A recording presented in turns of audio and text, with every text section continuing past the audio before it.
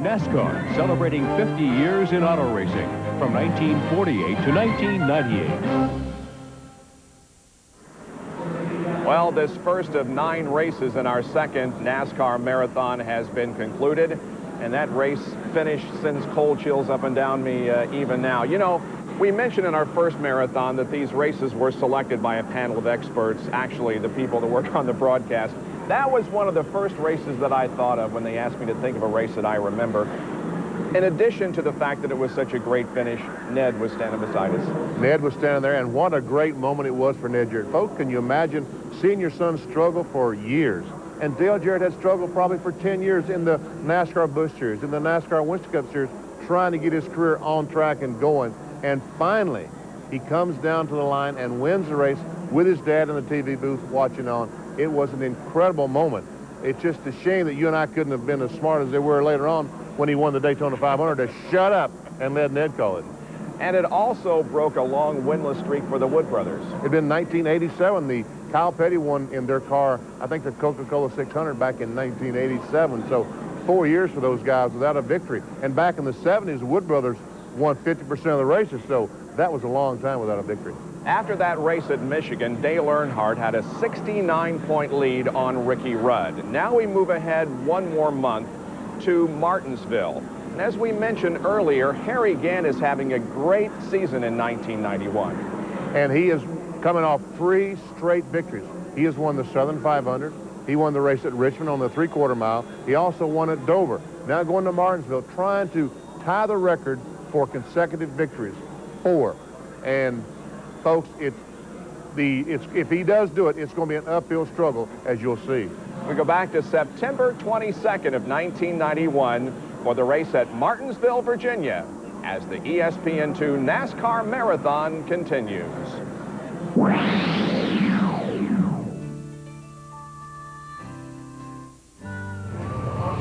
For over 50 years, these railroad tracks, first the Norfolk Western, now the Norfolk Southern, have been transporting goods from the southeast part of the country to other parts of the nation. You can almost feel the history associated with these tracks.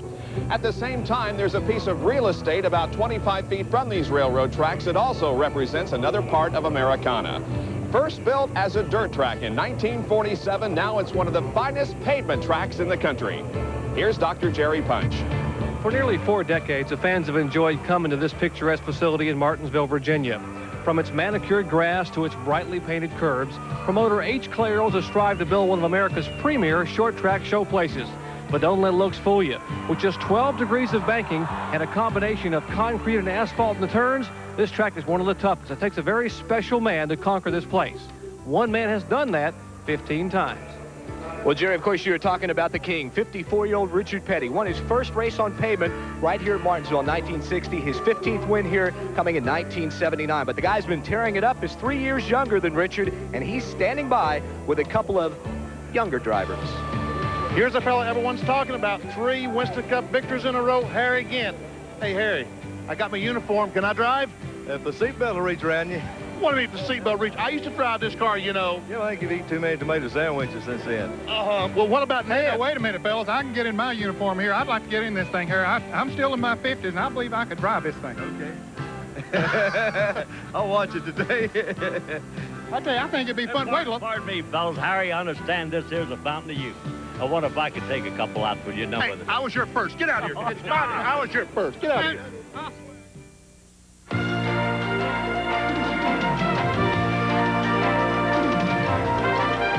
ESPN, the world's leader in motorsports coverage, presents Speed World. Today, live from Martinsville Speedway in Virginia, it's the Goody's 500 Winston Cup race. And you couldn't ask for more beautiful weather. Cool temperatures, bright sunny skies, and no chance of rain. Good afternoon, everybody. I'm Bob Jenkins, and welcome to Martinsville, the 24th race of the Winston Cup season for 1991. We have the 3rd tightest points battle in NASCAR history going on. The quest for the Cup standings show you that Ricky Rudd is only 36 behind Dale Earnhardt. Some bad luck by Ernie Irvin, Davey Allison, and Mark Martin have caused them to fall in the point standings. When you talk about luck, though, there's one guy that's stealing the thunder from the points race. For more on that, here's Ned and Benny. Harry Gant is definitely the talk of Winston Cup racing. He has won 3 straight But while Harry's been winning 3 straight, the points battle, some fellas have just went away. Mark Martin has fallen out of the last 3 races. He's now 335 points behind. You got to cross him off. Davey Allison, trouble in 2 out of the 3. He's now 205 points behind. It's an uphill struggle. And Ernie Irvin crashed last week. He's 177 behind. I don't think Irvin's got a chance. Ned, I think it's down to a 2-car race for the championship. Well, I think you're right, Benny, but you know, Ricky Rudd needs to win here or at North Wilkes-Barre next week if he has a chance. You know why? Why? A Winston Cup champion has not won the championship in the modern era without winning on a short track. And Dale Earnhardt is the only one of those in the top 4 that's won on a short track this year. I think it's going to, you know, play a factor here. You know, Benny, it feels good to get in these uniforms again, don't it? Hey, Ned, you look pretty good. Might I say you both look marvelous as we get set for racing here at Martinsville. Let's take a look now at the die-hard starting lineup for today's race. The pole position belongs to Mark Martin, his 3rd in a row here at Martinsville in the Folgers Ford at 93.171, alongside his Brett Bodine in the Quaker State Buick car number 26. In the 2nd row, it's Darrell Waltrip in the Western Auto Chevrolet car number 17, and alongside, 2nd in points, 2-time winner here at Martinsville, Ricky Rudd from Chesapeake, Virginia in the Tide Chevrolet number 5. Then Dale Earnhardt, the points leader in the GM Goodwrench Chevrolet, and Alan Kowicki in the Hooters Ford car number 7. Going to row number 4, it is Rusty Wallace from St. Louis, Missouri, the Miller Genuine Draft Pontiac car number 2, and Kyle Petty in the Mellow Yellow Pontiac car number 42. In the 5th row, you'll find Ken Schrader in the number 25 Kodiak Chevrolet and Morgan Shepherd in the Motorcraft Ford car number 15. The 6th row consists of Bobby Hamilton, one of the rookie candidates in the Country Time Oldsmobile car number 68, and then Harry Gant in the Skull Bandit Oldsmobile car number 33 as Harry goes for his 4th consecutive Winston Cup win. Let's take a look at the rest of the starting lineup here, and you can see that some of the top competitors are in the middle to lower portions of the starting grid. 32 cars in all. We'll take the green flag in just a moment and begin 500 laps of competition. And Bob, all of those from 17th on back will be pitting on the backstretch today. There are some good drivers over there that maybe have cars capable of winning this race today, but pitting on the backstretch will be a disadvantage for them. Maybe Allison we see back there. Davey Allison, of course, comes into this event as the 4th in the Winston Cup points, 205 behind the leader, Dale Earnhardt. There's Richard Petty, who begins in row number 15, and Ted Musgrave, and Sterling Marlin, who both took provisionals to get into the starting lineup. In-car cameras today, we have 3 of them working for you as we head down the front stretch and go into turn number 1 on our warm-up lap. There is the roof cam that will be on Dale Jarrett's Citgo Ford for today's event. Jeff Bodine will also carry the in-car camera. He has won twice in a row here, sweeping both the events at Martinsville last year, and he is the defending champion of this event. Now, the Martinsville Speedway is just a little over a half mile in length. The pole speed was 93.171 at a time of 20.324 seconds. We'll go 500 laps, and the field is separated by just a little more than 1/2 second. The pits are on both the front stretch and the back stretch here at Martinsville. And as Ned told you, the first 16 will be on the front stretch and the rest of the field on the back stretch. In turns number 1 and 2, the banking is at 12 degrees, not much of a bank. And in turns 3 and 4 also, the turns are banked at 12 degrees, and the banking on the straightaway, well, there is none. They're being led down the pit area on the backstretch, and the speed limit is 35 miles an hour this afternoon. That's the back pits that Ned was talking about just a moment ago. 16 cars parking back there. What's the matter with Kowicki? I think he maybe just stopped to get his steering wheel straight. They can take the steering wheel off. They can take the steering wheel off and can slide the wheel off, put it back on where they want it. And most of these drivers want the spokes lined up so they know where the wheel is straight ahead. I think he might have also been confused by the fact that the field went down through the pit area in the backstretch. He wasn't in a position to do that. Yeah, he's just waiting for the field to catch up. That's right. What he was doing there on the backstretch. So Alan Kowicki gets lined up beside Dale Earnhardt. He's one of those drivers pitting on the front stretch, so he says there's no point in me going down the pit road on the back stretch. I'll just catch them when they come by. But the speed limit is the same on both the front stretch and the back stretch, 35 miles an hour. We have a tremendous crowd on hand here today, and as I said, you just could not ask for finer weather. It is cool outside, the sun is shining brightly, and we are set for 500 laps of competition. Here comes the field off of turn number 4, and the green flag is out.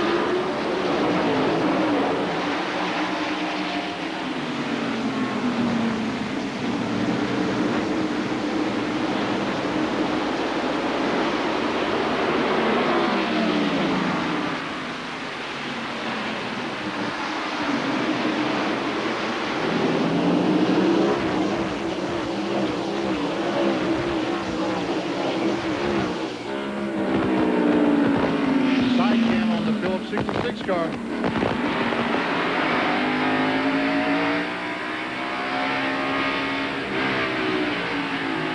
Inside Jeff Bodine's car.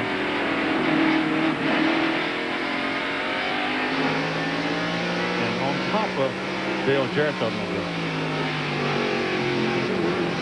Dale stayed on that outside groove for a couple of laps, picked up about 4 or 5 positions by doing that, but now he has chosen to get down on the inside, which is usually the preferred groove here at Martinsville. Rick Mast there in the Stoll Classic Oldsmobile. We see something on the front of the camera, like some fluid out of someone's car. Maybe someone overheating, throwing a little bit of water out. Wonder if it could be condensations, fellas. It's a relatively cool day here, and I don't know, maybe a difference in the air temperature up there and inside the thing. That's the battle for 7th position there between Dale Earnhardt and Morgan Shepherd. Shepherd to the outside in car 15, and Earnhardt is on the inside in car 3 as Rusty Wallace watches from behind. I tell you, yesterday in practice here, Morgan Shepherd had one of the fastest cars on the track. He and Brett Bodine were the class of the field in practice, but he's on the outside there now. Not sure that's going to be a place that'll work for him for very long. Mark Martin is the leader of the race. And Ricky Rudd just trying to get by Brett Bodine. We see him. There he is coming off this for second spot. If Rudd can get in front of Bodine, it looks like to me he has position going in the corner. But look at Brett Bodine drive that car in on the outside. They come down the straightaway side by side at the line. Bodine with just a fender advantage. Brett was surprised himself at the qualifying run that he turned into. I was talking to him just before he went out to qualify, and he wasn't all that optimistic, but he sat on the pole for a while before being knocked off by Mark Martin. And Brett Bodine is hanging in there in a battle for second position at the moment with Ricky Rudd. It's pretty impressive that he can stay out there on the outside of a good car. If it was a car that he was lapping, it'd be a little different, but racing for position, that's very impressive. That is very, and Ricky Rudd needs to get by, get up and pass Mark Martin, try to get 5 bonus points, because we see Earnhardt back there. He's 5 or 6 positions behind Rudd. He is in 7th position. Now he pulls alongside of Darrell Waltrip. Rudd finally takes that spot away from Brett Bodine. 2 abreast racing down the backstretch. Earnhardt's trying the hard way. Started to go on the outside of Darrell Waltrip. Was on the outside a couple of laps ago. Now he's in line behind him. Well, Rusty Wallace was about to pass him on the inside when he was on the outside. We figured that's not a smart place to be. Here's Morgan Shepherd about to get caught on the outside again by Ernie Irvin. That's the battle for 9th position, Irvin and Morgan Shepherd. So Shepherd has found here that on the outside is not the place to be, because remember he was battling for 7th just a few laps ago and now is trying to stay in 9th position. Here is Waltrip and Earnhardt, and on the outside, Kyle Petty. Now, Kyle was up there in 5th place a few laps ago, but he has got caught on that outside, and he'll find out that that's sending towards the back, too. Kyle, of course, involved in an accident last week at Dover, and there was some concern about his not being able to drive here this weekend. He's hobbling around on a cane, but nevertheless is in the car and racing this afternoon. Had some fluid drained off of his knee several times this week, but I talked to him just before the race started, and he felt pretty good about it.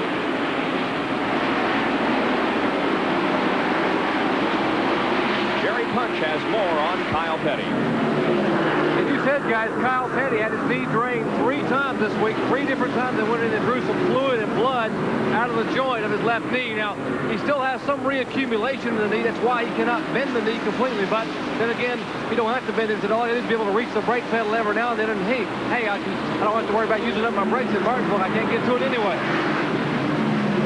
Well, That's one way to do it. Now we have a battle for the lead as Ricky Rudd has gone to the inside of Mark Martin, and here comes Brett Bodine to take second place away.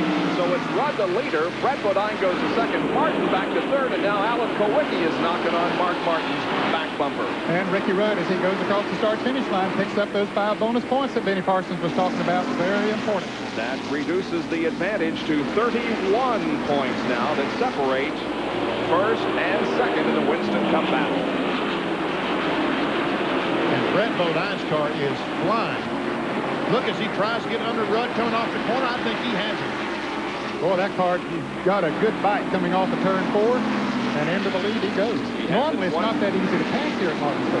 Hasn't won since North Wilkesboro. But Brett Bodine right now is in front of the Goodies 500 here at Martinsville Speedway in Virginia on a beautiful Sunday afternoon, and we're delighted you could join us for an afternoon of racing here on ESPN. The leader is Brett Bodine. Right on his heels is Alan Kowicki. Running third is Dale Earnhardt. Fourth is Rusty Wallace. And fifth is Ricky Rudd. Here goes Kowicki. Yep. And Kowicki drives around Brett Bodine to become our third leader in the first 26 laps of this race. And all the Ford fans stand up and cheer, but you know, Ford fans don't have a lot to cheer about this racetrack. What is it, 3 races they've won here now? In the modern era, yeah, that's since, I think they count 71 or 72. In about 20 years, they've only won 3 times. Jeff Bodine got 2 of those last year.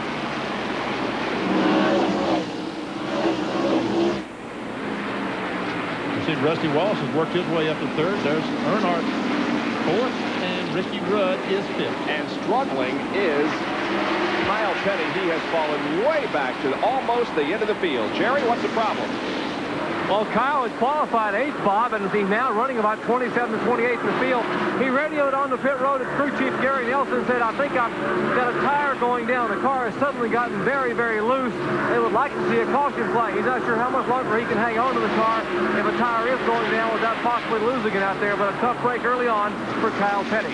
Well, he's 29th right now and about to go to 30th as there's the King Richard Petty moving to the inside, and now Lake Speed carrying our Phillips 66 in-car camera also passes Kyle Petty, and Kyle falls way back to 31st out of 32 cars that are on the racetrack. Only Ted Musgrave is behind Kyle Petty now.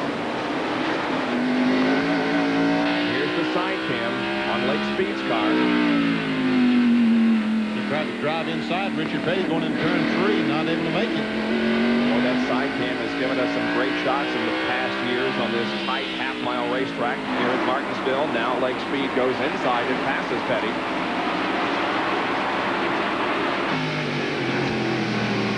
And a little bumping it looks like going on already. That's the in-car camera being carried by Dale Jarrett. Alongside is Michael Waltrip at number 2. Little bumping there. Davey Allison almost got in the side of Jeff Bodine. Right in the middle of all this, they're battling for 16th position. Jimmy Spencer there in 98, bumping Jeff Bodine. Davey Allison will now make it 3 wide, going into 1. No, they can't do that. I guarantee you they can't do that, not this racetrack. Not make it. And they knew that right off the bat, so they backed off. So Michael Waltrip lost about 4 positions. Now Chad Little coming on the inside of him.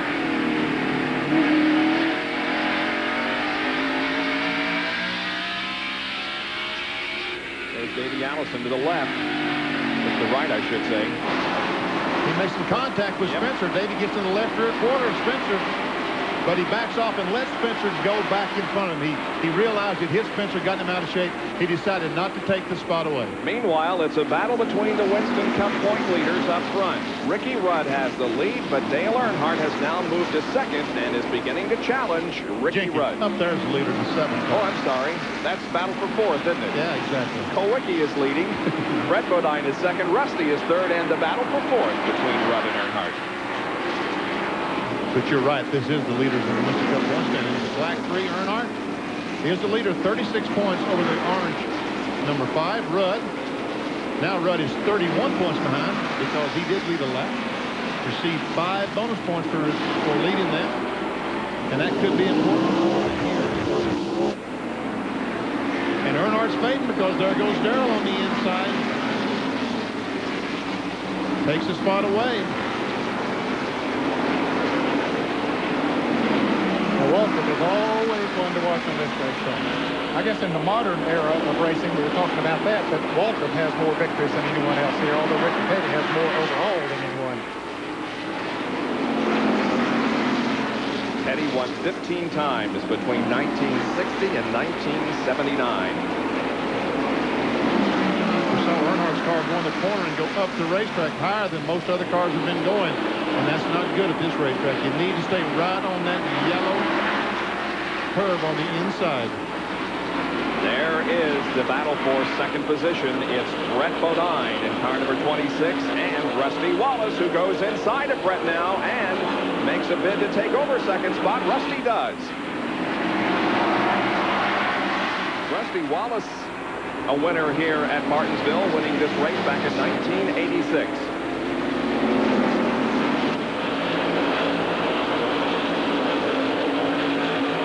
Rusty has a bit of racetrack, however, between himself and the leader, and there he is, Alan Kowicki, as he laps Kyle Petty. So Kyle is the first to go a lap down. 40 laps completed. We've been all green so far here at Martinsville. The leader of the race is Alan Kowicki, and we'll be right back.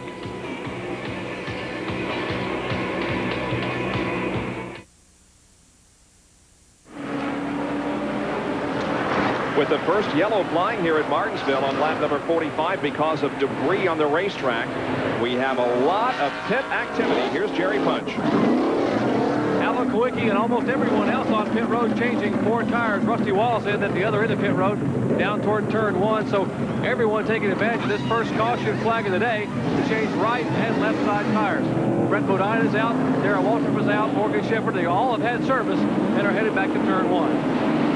Tires scattered there at the end of pit road, as you can see, and John Kernan is in the back pits. John? Jimmy Hensley in the Team 3 Pontiac is already in. Also, Michael Waltrip is in. Michael looks like he's had some contact.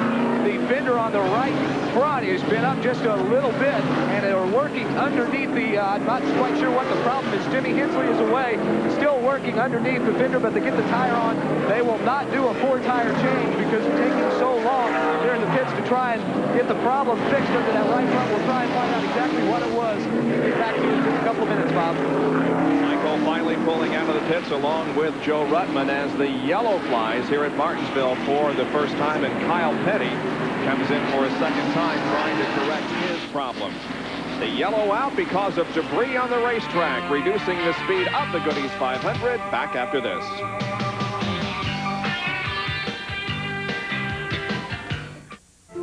Around the world, around the year, with award-winning motorsports coverage, ESPN Speed World today at Martinsville, Virginia, for the Goodies 500, and we are under caution for the first time. Darrell Waltrip has been black flagged because of a pit violation. You can see he's on pit road at the moment, and the NASCAR officials are holding him there. Boy, this could be a killer. Have to start at the back of the pack on this. But are they holding him just to 15 seconds, or are they going to hold him a lap? Well, it appears as if they're going to hold him for a full lap. Jerry, what's the story? Well, the NASCAR officials have told that Jeff Hamlin, you see him talking right now, that apparently when Darrell pitted a moment ago, they say he was over the line, and therefore they black flagged him. They brought him back down pit road, and they are holding him 1 lap.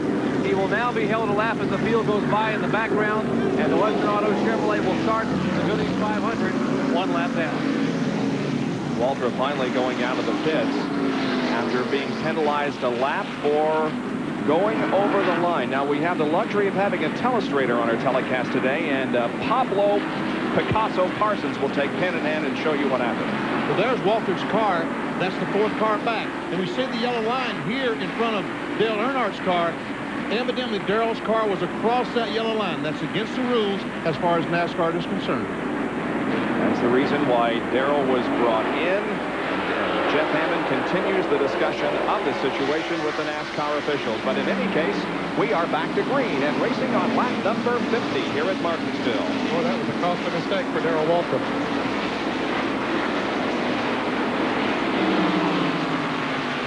Chad Little has the lead of the race at the moment. Let's go to John Kernan and find out more about Michael Waltrip's. Bob Michael's been back in to get left side tires. They put a rubber in the right front spring. The car was very loose. I'd seen the damage and thought that they might have had something rubbing up against the tire, and they were trying to fix that. I talked to Bill Engel. He says, no, the car was just very loose, and they put a rubber in the right front. So look for Michael possibly to make some moves. Chad Little is the leader of the race. That's because he chose not to make a pit stop. He was the only one that did not come in for service during that caution period. Brett Bodine is second. Then comes Alan Kowicki, Rusty Wallace, and Morgan Shepherd. That's not bad strategy on the part of Chad Little. He was pitting on the backstretch. He was going to be way back in the pack when he came out of the pits. So getting to lead some race, get some television time, not a bad strategy. I'm impressed by Brett Bodine's pit stop because there's been a lot of shakeup over at the Kenny Bernstein team. I thought the pit stops would be bad today for that 26 car, but here he is now taking the lead. Down in turn 3, here comes Kowicki, Rusty Wallace, so Brett Bodine's crew beat all those cars off pit road. For the second time today, Brett Bodine has the lead of the race. Now Alan Kowicki working for second place with Chad Little. Chad, of course, another one of those involved in that major crash last weekend at Dover. Didn't injure anybody seriously. The boy sure tore up a lot of sheet metal. Here comes Rusty Wallace now alongside of Chad Little. Rusty will take third place. Now Chad's on the outside and just can't get back to the inside. Boy, that train on the inside will go by, too. They won't give him much of an opening. He'll have to root him there and find him once somewhere. And now to the inside of Chad Little is Darrell Waltrip and Kyle Petty. Both of those cars, the only cars that ever lapped down. Let's go to Jerry Punch, who is with Jeff Hammond. Jeff, explain to us what happened a minute ago with the penalty. Why? Well, they told me after the fact that we were over the line. And according to NASCAR, they're supposed to have an official to tell you if you're over the line or not. If you are, you got a chance to back up. From my vantage point on the jack, I couldn't tell we were over the line, so we went ahead and serviced the car. Then they come back after the fact to tell me I'm over the line and penalize me a lap, which I don't understand. Martinsville's got the smallest pit road in the world, and they tell us before, use a little bit of common sense. I mean, I don't know what else you can do in this thing. They try and penalize me a lap. They don't even want to talk about it. Obviously, Jeff Hammond's still pretty upset about the penalty. Well, Darrell will work now toward getting his lap back. He is fourth in line behind Bodine and Kowicki and Rusty Wallace. And Bob, I expect his car is faster than we had seen it. He's usually a fairly conservative driver in the first half of a race like this, but now he has to punish that car to try to get up there and get back in the lead lap. That's a good point. He may have a car that he could have won the race with today, but he may use that car up trying to get that lap back. Very good point. We'll show you the field summary here as we've completed 58 laps. Try to keep you as up-to-date as possible here this afternoon so you can tell where your favorite driver is running. You can see that Earnhardt is in 6th position. Bill Elliott back in 11th. Jimmy Hensley's driving the number 2014 3 car here this afternoon. Davey Allison was so quick before we had that caution period as he has moved up to 17th position.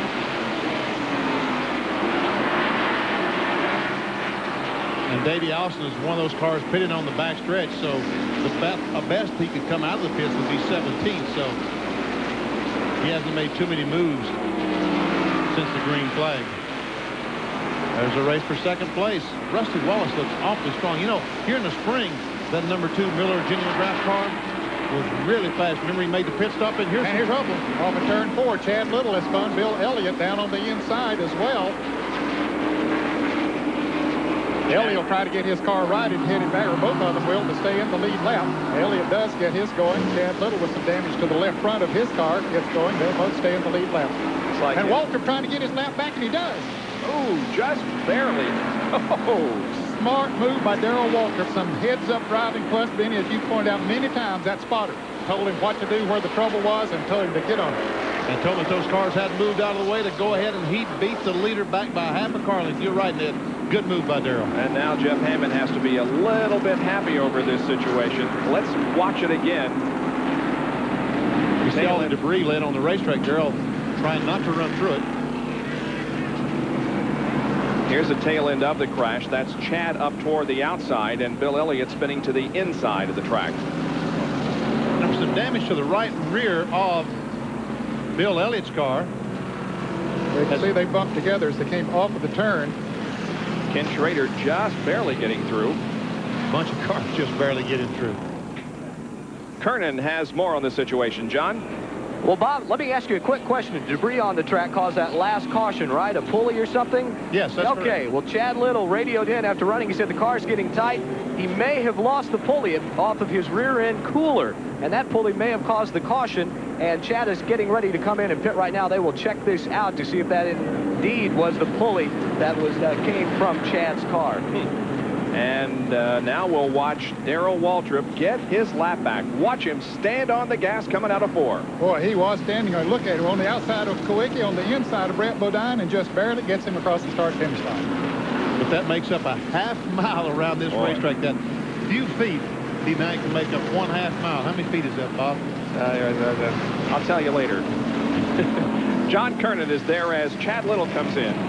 Well, as you see with the contact on the front end, they had to pull the front nose off. They've jacked up the car, not changed the tire. Now they can get out to beat the pace car out. They were looking underneath to see if the rear end, if that pulley off the rear end cooler had indeed come off.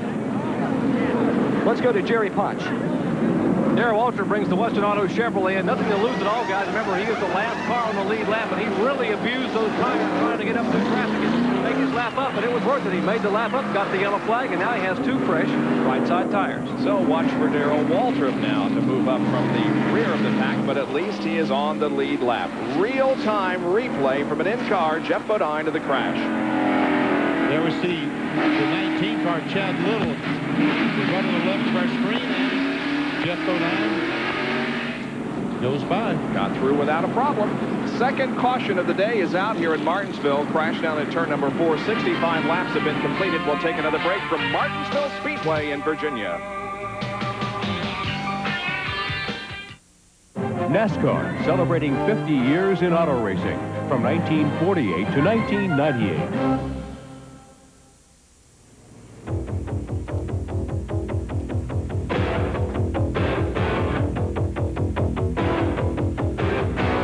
Winston Cup replays are brought to you by Autolite Spark Plugs, guaranteed for 2 years no matter how far you go. The Goodies 500, 1990, and Mark Martin had captured the pole position for the 24th Winston Cup race of the season. Alan Kowicki was leading on lap number 125, but then Dale Earnhardt, still second in points, took command. Earnhardt wanted desperately to win this race. He was only 21 behind Martin, seeking his 4th Winston Cup championship. A grinding crash involving teammates Ken Schrader and Ricky Rudd as they battled for the lead on lap 290. Neither was injured. Jeff Bodine was leading 28 laps later when he and Terry Labonte came together in turn number 2. Jeff was able to make a pit stop and stayed on the lead lap.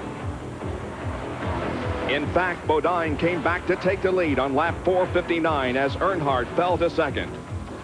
Jeff went on to win this race, sweeping both Martinsville events in 1990. Earnhardt cut the points lead to only 16 as Bodine celebrated his 10th career win and the 12th for car owner Junior Johnson at Martinsville. Jeff Bodine, the defending champion of this race, and we are set to go back to green. The crowd rises to its feet. The green flag flies on lap number 70 with Brett Bodine in front, followed by Alan Kowicki. Remember Darrell Waltrip. He got his lap back. He's at the tail end of the pack. But if he should win this race, you can credit his smart move there at the drop of the yellow flag, racing back to the start-finish line. Now Kyle Petty has gotten back in the lead lap, getting ahead of Brett Bodine there. We'll see if he can stay up there. Rusty Wallace and Morgan Shepherd race side by side. The battle for 3rd position. Rusty in number 2, Morgan in 15.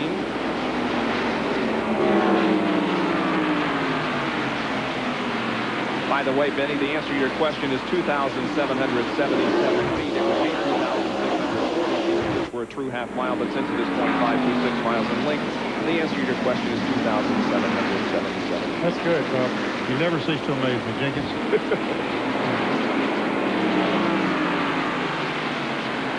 And look at Kyle Petty. You know, he had the 31st fastest car on this racetrack 20 laps ago. They've stopped, made some changes, and now he is clearly one of the best cars on the racetrack as he is pulled away from Brett Bodine, the leader of the race. Yep. Another caution, and he's right back in this thing. Here's Davey Allison continuing to move up through the field as there are 31 of the 32 cars on the lead lap. Right behind him, the number 1 car is Rick Mast. Here's Jeff Bodine's in-car camera.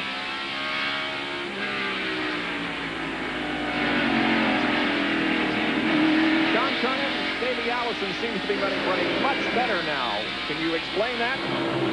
Well, Bob, they had a great pit stop back here on the back pits. And also, I was talking with Larry McReynolds this morning. He said the way the car is set up, it doesn't run well on the first 2, 3, 4 laps. And that's why they started way back, because of qualifying effort. But he said once Davey's able to get some heat in the tires, it sticks, and he should be able to make his way toward the front. Remember, they started 26th in the spring race and was leading it by lap 300. And he started 25th in today's race and is currently running 11th. There's our pole sitter, the number 6 car, the red car in front, Mark Martin. The white 25 is Kenny Schrader. And there is $136,800 in Unical bonus money available to Mark Martin and Mark Martin only as the pole sitter if he should win the race. The bonus $136,800. Currently running in 9th place. Kenny Schrader is in 10th place.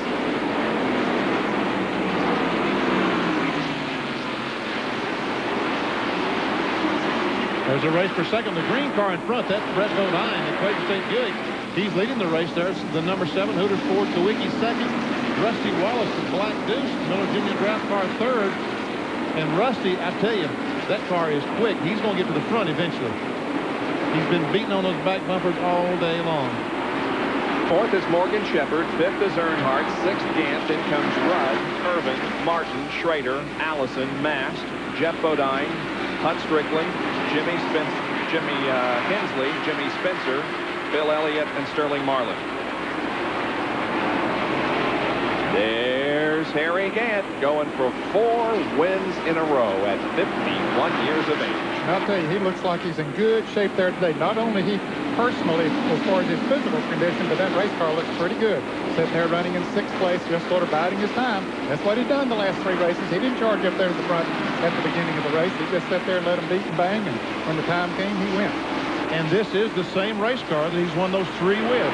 They've used the same car in Darlington, Richmond, and at Dover last week, and brought the same car here to Martinsville this week. Harry Gant has won twice on this racetrack. He won this race in 1982 and in 1985. Now Allison working on Schrader. Well, he's really been working on him. He looked to the outside a lap or so ago, and he looked to the inside a time or two, but Schrader has that position covered.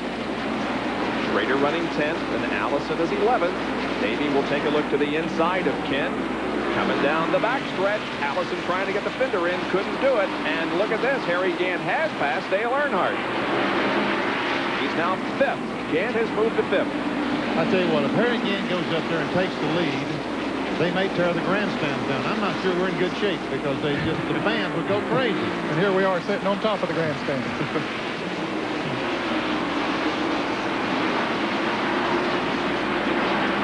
Harry Gant, without question, probably the hottest driver in all of auto racing. Harry Gant, what is it like being the new Harry Gant? Tough, real tough. You know, a lot of people ask you for interviews, a lot of autographs and everything. A lot of people come by the house. It's hard to get any work done, but you know, I hope we can win some more races though. Well, he just took over another spot. He passed Morgan Shepherd. He's wasted no time. Wasted no time going to the front.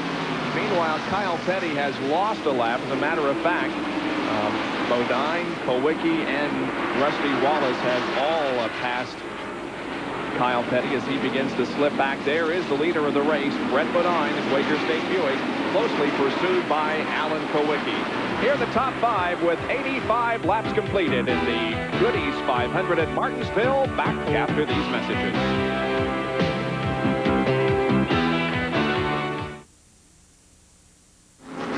Third caution of the race out at Martinsville on lap number 89 because of a two-car spin down in turn number 4. Now, the original car to spin was Ken Schrader. Remember, we were talking about how he was trying to hang on to 10th position. Coming out of turn number 4, that's Schrader spinning and causing everyone to scatter.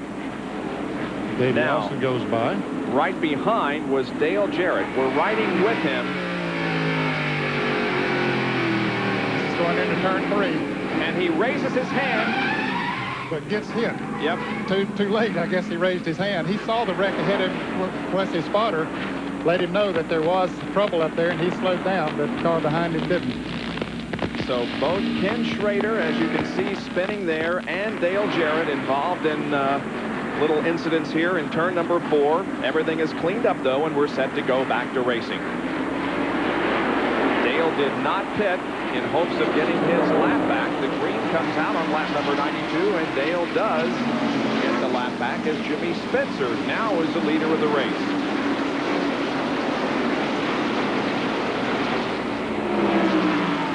While we watch the action on the racetrack, Bill Elliott pulls behind a wall. Jerry Punch will check on that and have a report for us in just a moment.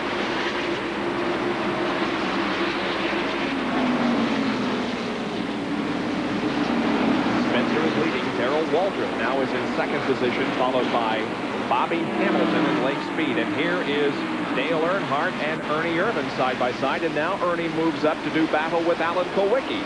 Wow, did you see Irvin driving that? Wow, he looks like his car is got sponges on for tires, and the rest of these cars have got regular tires. He's sticking like glue. Meanwhile, up front, Kyle Petty is passing Jimmy Spencer to get back in the lead lap as well. There again, Brett Bodine. And Chad Little there with the damage on the front of his car after an earlier incident. Jerry Punch can bring us up to date on Bill Elliott's problem. The Coors Light Ford sitting on jack stands behind the wall. Remember, earlier in the race, Bill was involved in a little bit of a shunt up in turn 4 with Chad Little.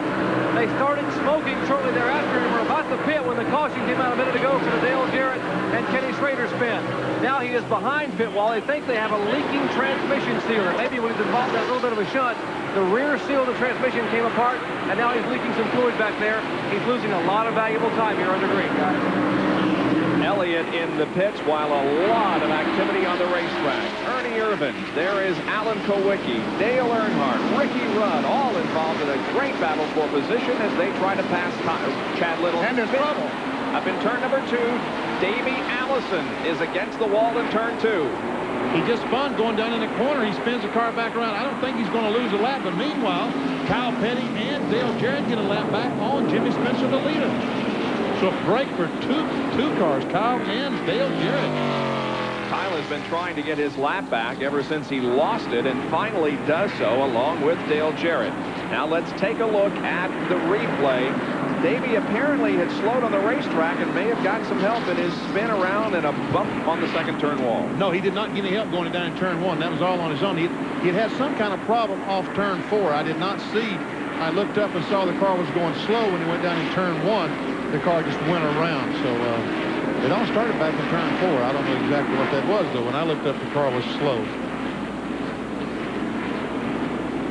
I don't see any flat tires. Not a whole lot of damage to the car. No, just a little bit of a ding on the... Well, he's going to stop at the entrance. Now he goes again. What's the situation? He's pitted on the backstretch, which is really... Well, we're going green again in just a moment. Allison remains on the racetrack as the crew told him not to come in for a pit stop because the flag is green once again, and Jimmy Spencer leads him down for the restart. Well, I think they knew the pace car was coming around. They would probably lose a lap if they came into the pits, and so they told him to stay out there, and he just had to get everything reorganized there in the cockpit.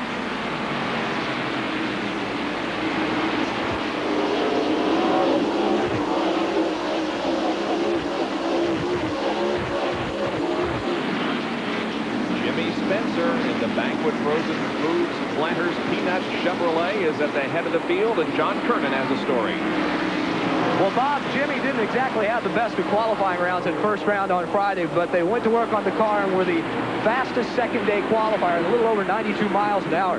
Talked to him this morning. He told me he's got one of those Harold Elliott special engines in it, the man who used to build the engines for Rusty Wallace when he won the championship.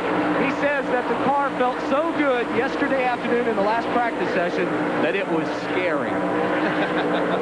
Well, I don't think he's scared right now. I think he's having the time of his life as he leads this race. And again, we show you the field summary. Every 15 minutes, we're going to show you where your favorite driver is running. All 32 cars, and it's absolutely up to date. Some new technology that we are employing here at ESPN to make sure that you know where your driver is every 15 minutes at least. Spencer has lengthened his lead over Darrell Waltrip, who's running in second spot. Bobby Hamilton and Rusty Wallace and Lake Speed follow in second, third, fourth, and fifth. And then comes Harry Gant in sixth. Rusty Wallace now takes third position from Bobby Hamilton. We're just a little more than 1/5 of the way through this event. 104 laps have been completed here at Martinsville Speedway in Virginia in the Goodies 500. Back at Martinsville, and as you can see, we are slowed for a caution again. You can try so hard to time your brakes so that we catch all the action, and we're not having a very good batting average so far today, as during that last commercial break, Ricky Rudd spun coming off of turn number 2 and now heads for pit road, bringing out our 5th caution flag of the afternoon. Jerry? Ricky Rudd brings the Tide Chevrolet down. They will change right side tires, and the crew sort of not really sure what may have happened. There are some marks on the left side of the car. They changed right side rubber, only right side. He's down and away. Rudd pulling back out on the racetrack, and right ahead of him is Kyle Petty, as the field is given the one more lap to go, and Pablo has the pen in hand again. Well, here we see, there is Ricky Rudd. They're coming off the second corner, and here we see the 7 and the 19, Kawicki in the 7, Chad Little in the 19. I think they get out of shape. Oh, and Ricky on the brakes, and the 24 car, Jimmy Hensley, taps the 5 cars that come off the corner. And around goes Rudd. And I tell you what, he's lucky he didn't hit the wall, because you can lose championships that way. And Rudd is back in the pits, Jerry. They were going to give the 1 lap to go signal that time by, but apparently they couldn't get the cars back in line. So it was a break for Ricky Rudd to be able to get the left side tires put on the car. Now he heads back down pit road. He follows Kyle Petty back on the turn 1. They're getting set to go green next time by. Signal was given, then they cancel it. Now they have given it again. Next time around, we will be going green and restarting this race.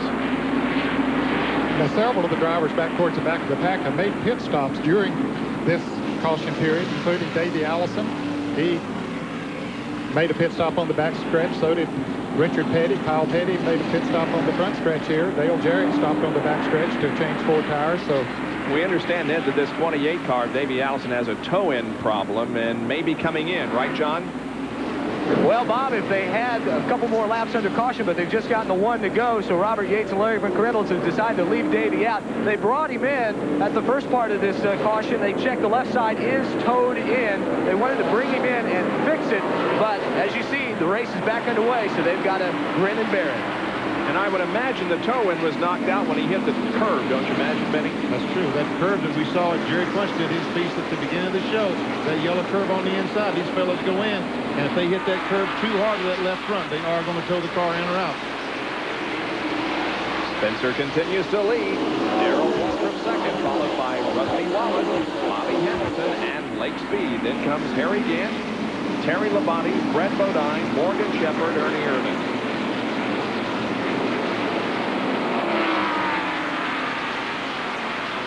Waltrip staying a little bit closer to Spencer this time than he did on the last restart.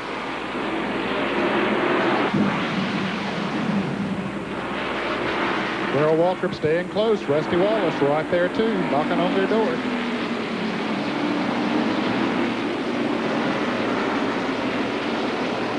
Tell you what, this Black Deuce is going to be somebody to be reckoned with before this day's over. Spencer started this race in 21st position. What's your plan to do well here, Jimmy? After all, you do have a lot of track time here at Martinsville. Well, Travis Carter on that radio, telling you what you need to know, how fast you have to go at that certain time of the race, when to use the brakes, when not to use the brakes. Keep reminding the driver, keep your foot off that brake pedal. Just conserve that car. You got a long day ahead of you. And I've got a lot of experience in Martinsville, and I know if it's in a 2,500-pound modified, you can use up the brakes. In a 3,700-pound Winston Cup car, you can use the brakes. That's very easy. So you do got to use your head and save that car for the end of that race. Well, Jimmy is watching all of the action behind him. We did have a change for second position there. You saw Rusty Wallace go into second, passing Darrell Waltrip, and here's how it occurred. Going down the back straightaway, Rusty gets a good run on him and just simply out-brakes Darrell going down the corner. Kind of like the pass on a road course. Dive down and hit the brakes, and here goes Gant. And watch that. Same thing. I think Darrell slipped just a little bit coming off of turn 2. Gant got his nose up under him, and then going into turn 3, he motored right on around. Harry Gant has moved to third position. Bad news for the rest of the team. What a story. I should say. Yeah, it is a great story. He runs very strong. He's not pushing that car either. He's driving it good, but he is not abusing that race car. A couple of guys that are banging on each other out there. Lake Speed and Bobby Hamilton. A side cam now with Lake Speed. Watch him go into turn 1. That is the position 5 that they're arguing over. Some people call this the dog cam, I'm told. Like a dog hanging his head out the window of your old truck as you go down the road. That's a good analogy. Well, he wouldn't want to be a dog hanging his head out one of these windows, would he? No, he wouldn't. Get it knocked off. The Lake Speed finally gets in front of the Bobby Hamilton Country Time Oldsmobile. And just when he gets rid of Lake Speed, along comes a 94 car. That's Terry Labonte's Sunoco Oldsmobile. And Harry Gant's gaining on him, Ned. Boy, he sure is. He is closing in. Hamilton now caught on the outside of Labonte and Brett Bodine. He's been on the outside for the last 10 laps, it looks like. Yeah, his left side of the car is showing quite a bit of damage. Labonte passes Hamilton. Now here comes Brett Bodine, and the next to do so would be Morgan Shepherd in car number 15. And there is the interval between that group of cars and Harry Gant, who's in third position. And there's old Rusty Wallace. Watch Harry. He checks 11th at lap 25, then 7th, 6th, and now at lap 122, Harry's up to third spot. Jerry Punch in Bill Elliott's pit. They're working underneath the car to replace the transmission they could not.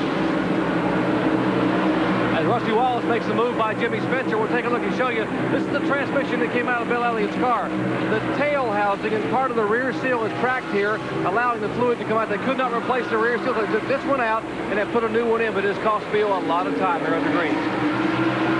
That's the situation with Bill Elliott. Meanwhile, the new leader is Rusty Wallace as Jimmy Spencer gives that position up and goes to second. Spencer, believe it or not, 5th in laps led on short tracks during the 1991 season. He led over 280 laps on the short track. Of course, the leader in that category is Dale Earnhardt. So Rusty Wallace leads Spencer, Gant, Darrell Waltrip, and Lake Speed.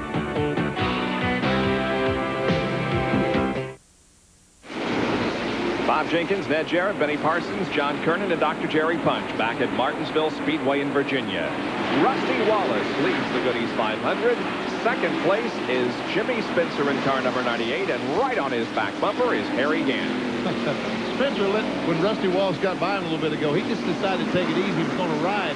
But Harry Gant got up there and started pushing him and said, look, either go on or let me by. Spencer decided to go on. Here's how Rusty got the lead. Now, talk about patience. This is patience. Rusty had been back there in second position for a long time, saw the moment, the opportunity he needed, and zoomed into the lead he went. And there goes Harry Gant. Yep. He's down the back straightaway going into turn 3. Now he's taking over that second spot, and right in front of Harry Gant is the leader, Rusty Wallace. What a story this there again is. I'm telling you, got people in the grandstand standing up, waving their fists, cheering this 51-year-old guy. And as we talked about earlier before we went on the air, Ned Benny, this guy doesn't have an enemy in the world. There he is. No, sir. He's just one of the finest people that you'd ever want to meet. Just a low-key type of an individual. Just likes to get out there and drive that race car and win. And John Kernan has a report on the 98 car that slipped to third. Well, Bob, Travis Carter, the car owner and the crew chief, told Jimmy just a moment ago, he says, hey, let Harry go on by, let the old timer grab a little more glory, if you will. He wanted Jimmy, he was concerned, and wanted him to rest the brakes for a little while. Of course, brakes, very, very important here in Martinsville. Now, you might ask, if you're sitting home and you watched our Bristol coverage of the night race last month, Jimmy leading a lot of that. No, this is not the same car. This car is the one that he also led the race with earlier this year at North Wilkesboro. Spencer doing well, though, still hanging in there in third position. And has quite a bit of racetrack between himself and the fourth place competitor who is Lake Speed. And Darrell Waltrip running fifth. And 4-car in to the wall or up against the wall up in turn 4. That's Ernie Irvin. Another caution period. Here's Irvin trying to get down on the racetrack and get going and save a lap, but he's not going to be able to do so as Rusty comes down to take the checkered flag. The yellow flag, but that's okay. Yeah. So Ernie Irvin is spun up in the corner and lost a lap.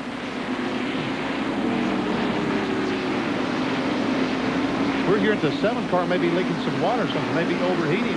So this would be an advantage for him to go in the pits and maybe get some screen wire going off the front of that grill or something. Well, of course. This is the 6th caution period of the day already in 137 laps. Back with more live coverage of the Goodies 500. NASCAR celebrating 50 years in auto racing from 1948 to 1998. We're at Daytona, USA, and we're watching the NASCAR Marathon here on ESPN2. The race we're watching is from September of 1991 at Martinsville. You know, our marathon is in conjunction with the 50th birthday of NASCAR that's going to be celebrated in 1998. And certainly NASCAR and Martinsville are almost synonymous. They sure are. Martinsville, as a matter of fact, I think ran in 1947. Had a race before NASCAR was formed. I think it was December 1947 that NASCAR was formed. And they had a different name to begin with, but about an hour later, somebody said, that's not a good name. Let's go with National Association for Stock Car Auto Racing. This race at Martinsville is a typical Martinsville race short track. We've got 140 laps completed. We've seen lots of lean changes and lots of bumping and spinning. And Wallace and Earnhardt are battling for the lead. Now, so what else is different? Now, in 1997, if we watch the race at Martinsville, basically be the same result. We're about to go back to green in the Goodies 500 at Martinsville Speedway in Virginia from September of 1991. Jimmy Spencer had a problem during his pit stop. John, what happened? Well, Bob, we all the time talk about lug nuts getting jammed. Here's what it looks like, and that could really mesh up. They were going to do a 4-tire change, but on the right front tire, this lug nut jammed. They had to tighten the lug nuts. They had already taken off the left side, throw another air gun over to another man so he could tighten them up on that right front tire, and it cost Jimmy quite a few positions on the racetrack. Just look at that. Something as simple as that. Hard to believe, isn't it? That sure is. That's what could go wrong, though, on a pit stop. And the number 5 car had to come in a couple of times. Yeah, it did. He's so far back in the back of the pack, Bob, and so many cars in the lead lap that he had to come in twice to get 4 tires changed. He could only change 2 at a time and not lose a lap. We talk often about the spotters that work a race and how important they are, and here is where they are, located between turns number 1 and 2, high atop the press box down there. Boy, did they had a valuable service to the drivers as they compete on these on the racetrack. That's a great place to watch the race from, too. It sure is. We talked about early on in the race that Rudd had led a lap and now had a 31-point lead. He had decreased the Earnhardt lead to 31 points. Now Dale Earnhardt is leading the race, and Ricky Rudd is running 26th. If that was to end that way, that's about a 100-point advantage that Earnhardt would gain on Rudd. But obviously, you would think in the next 300 laps that Rudd could come to the front somewhat from where he is in 26th. Green out again. Earnhardt is your leader. And Ernie Irvin trying to get a lap back. He beats Earnhardt into the first turn. He has the inside groove. He's going to come out in front of Earnhardt. So he needs a caution now. And he has fresh tires. Dale Earnhardt did not make a pit stop during this caution. Dale Jarrett is running second. Now Rusty Wallace moves into third around the car number, the Pure Later Chevrolet of Derek Coate, who also did not make a pit stop. Jarrett didn't make a pit stop either. Dale Jarrett, who was involved in a spin earlier, now is all the way up to second spot. Rusty Wallace third. Wallace taking a look to the inside of Dale, pulling alongside in the fourth turn and coming out onto the straightaway in second position. Rusty has the fresh tires on, which normally is an advantage on the short track. And he'll move up on Earnhardt pretty quickly as well. Ernie Irvin, of course, had fresh tires, and he passed Earnhardt and just drove away from him. This is a radial tire. Last week at Dover, the cars used a bias plow tire. And look at Rusty pulls up and goes on the inside of Earnhardt and says, "See you, Dale." Well, I'll tell you, those new tires really make a difference, don't they? As I was saying, last week at Dover, they used a bias ply. This week, the radial tire. And that's been a concern for the teams because of, and here's Harry Gant trying to take over a spot from Derek Coate. He does it. That's the fourth spot. And Morgan Shepherd also beside of Coate. Here's Harry Gant now moving in on Dale Jarrett. Jarrett still running third. Gant is fourth. Morgan Shepherd is fifth. Just coming off the caution flag, and that means we do a lot of passing, and so we'll update you on the field rundown in just a moment when things settle down a bit. Harry Gant has moved up to third position, and now the battle for fourth. Well, it isn't a battle anymore as Morgan Shepherd has gone to fourth. Dale Jarrett back to fifth. And Bill Elliott's down in turn one trying to get back on the racetrack. He goes right back out at you. Here goes Harry on the outside, passes Dale Earnhardt. That was not as difficult as it looked because Earnhardt said, "Go ahead, Harry." He was going to respect his age. Now Harry Gant setting his sights on the leader, Rusty Wallace.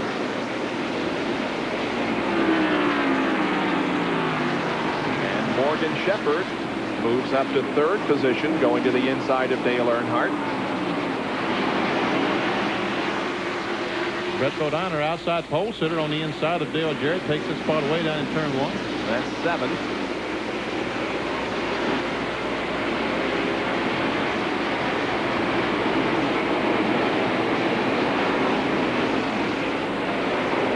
So at Martinsville, with 150 laps completed, the leader of the race is Rusty Wallace. Harry Gant runs second. We'll be back with more in just a moment.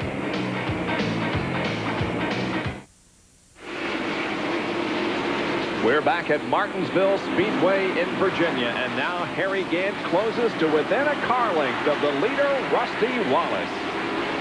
2 laps ago, we had another spin, but it did not bring out a caution. Watch the red car of Derek Coate come off turn 4. He gets tapped by Martin as they come off turn 4, and Coate goes around like a top, but just luckily stops the car going almost the right direction, puts it in first gear and drives away. And he's still in the lead lap. And John Kernan has more on this. Well, Bob, Derek had moved up into the field. I talked to him this morning. He said with his new crew chief, Doug Williams, who had worked for Cale Yarborough Motorsports and Lake Speed, joined the team on Wednesday. He said the one thing that Williams was able to do was to give him a calming effect. And that's what Doug is doing right now, talking to Derek on the radio, trying to keep his cool because he's still in the race. And Derek Coate, although he did spin, stays on the lead lap.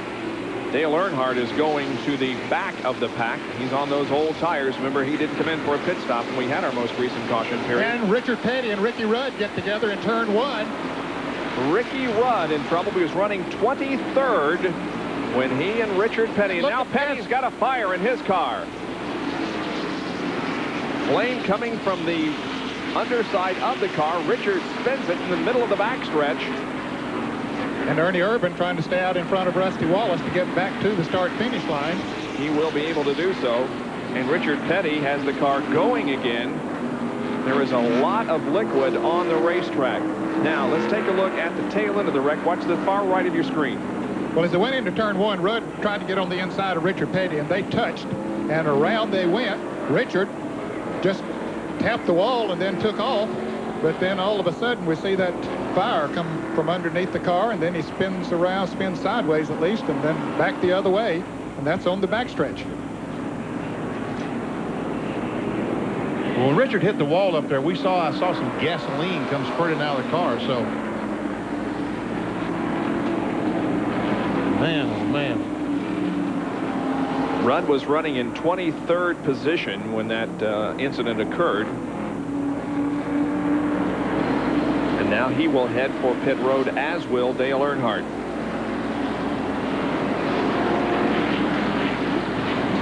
Here's Earnhardt pitting down toward turn number 1. His is the first stall down there, Jerry.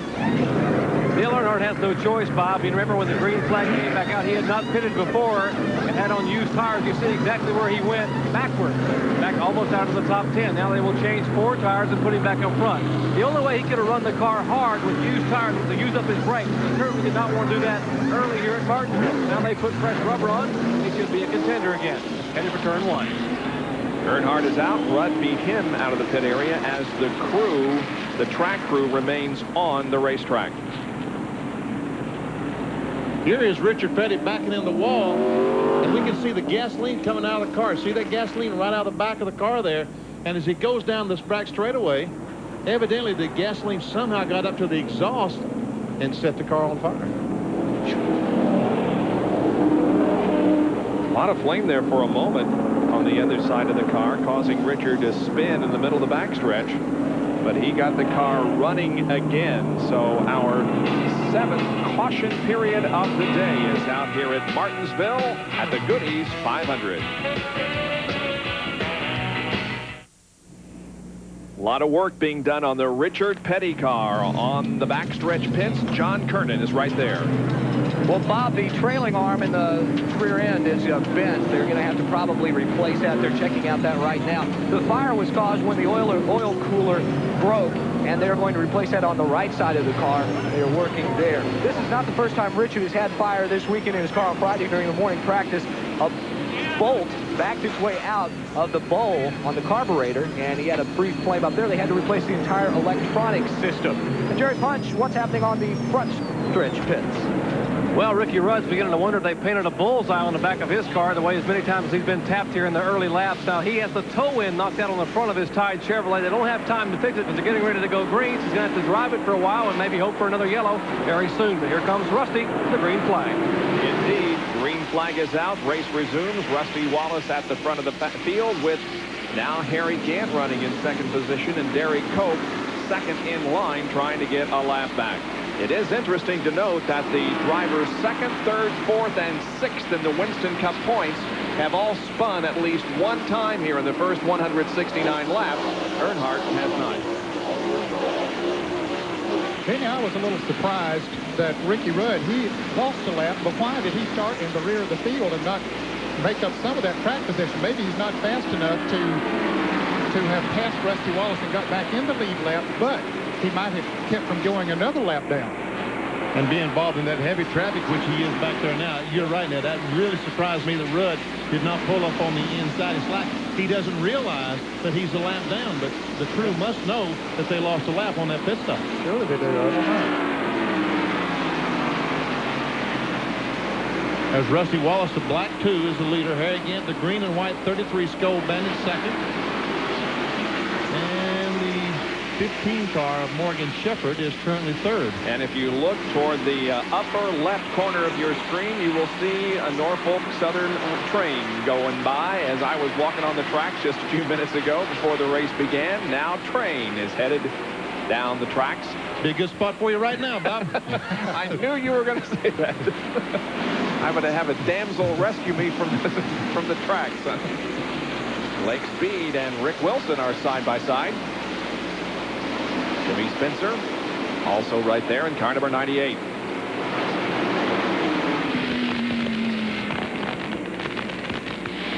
Jerry Punch, why did Rudd not close up on the inside? Benny, his crew realizes he's a lap down, but when the car spun up there and they lost a lap, they came around and pitted on the very first lap to try to fix the car. Now, the NASCAR rules say only the cars on the lead lap can pit on that first lap. Rudd pitted because they wanted to fix the car. Therefore, he had to start in the rear of the field. Good point. Thank you very much, Jerry. I understand it now, and I hope the folks, when you pit out of sequence, you must start at the tail end of the longest line. Glad you could join us for Winston Cup racing on this Sunday afternoon. We'll be back right after this.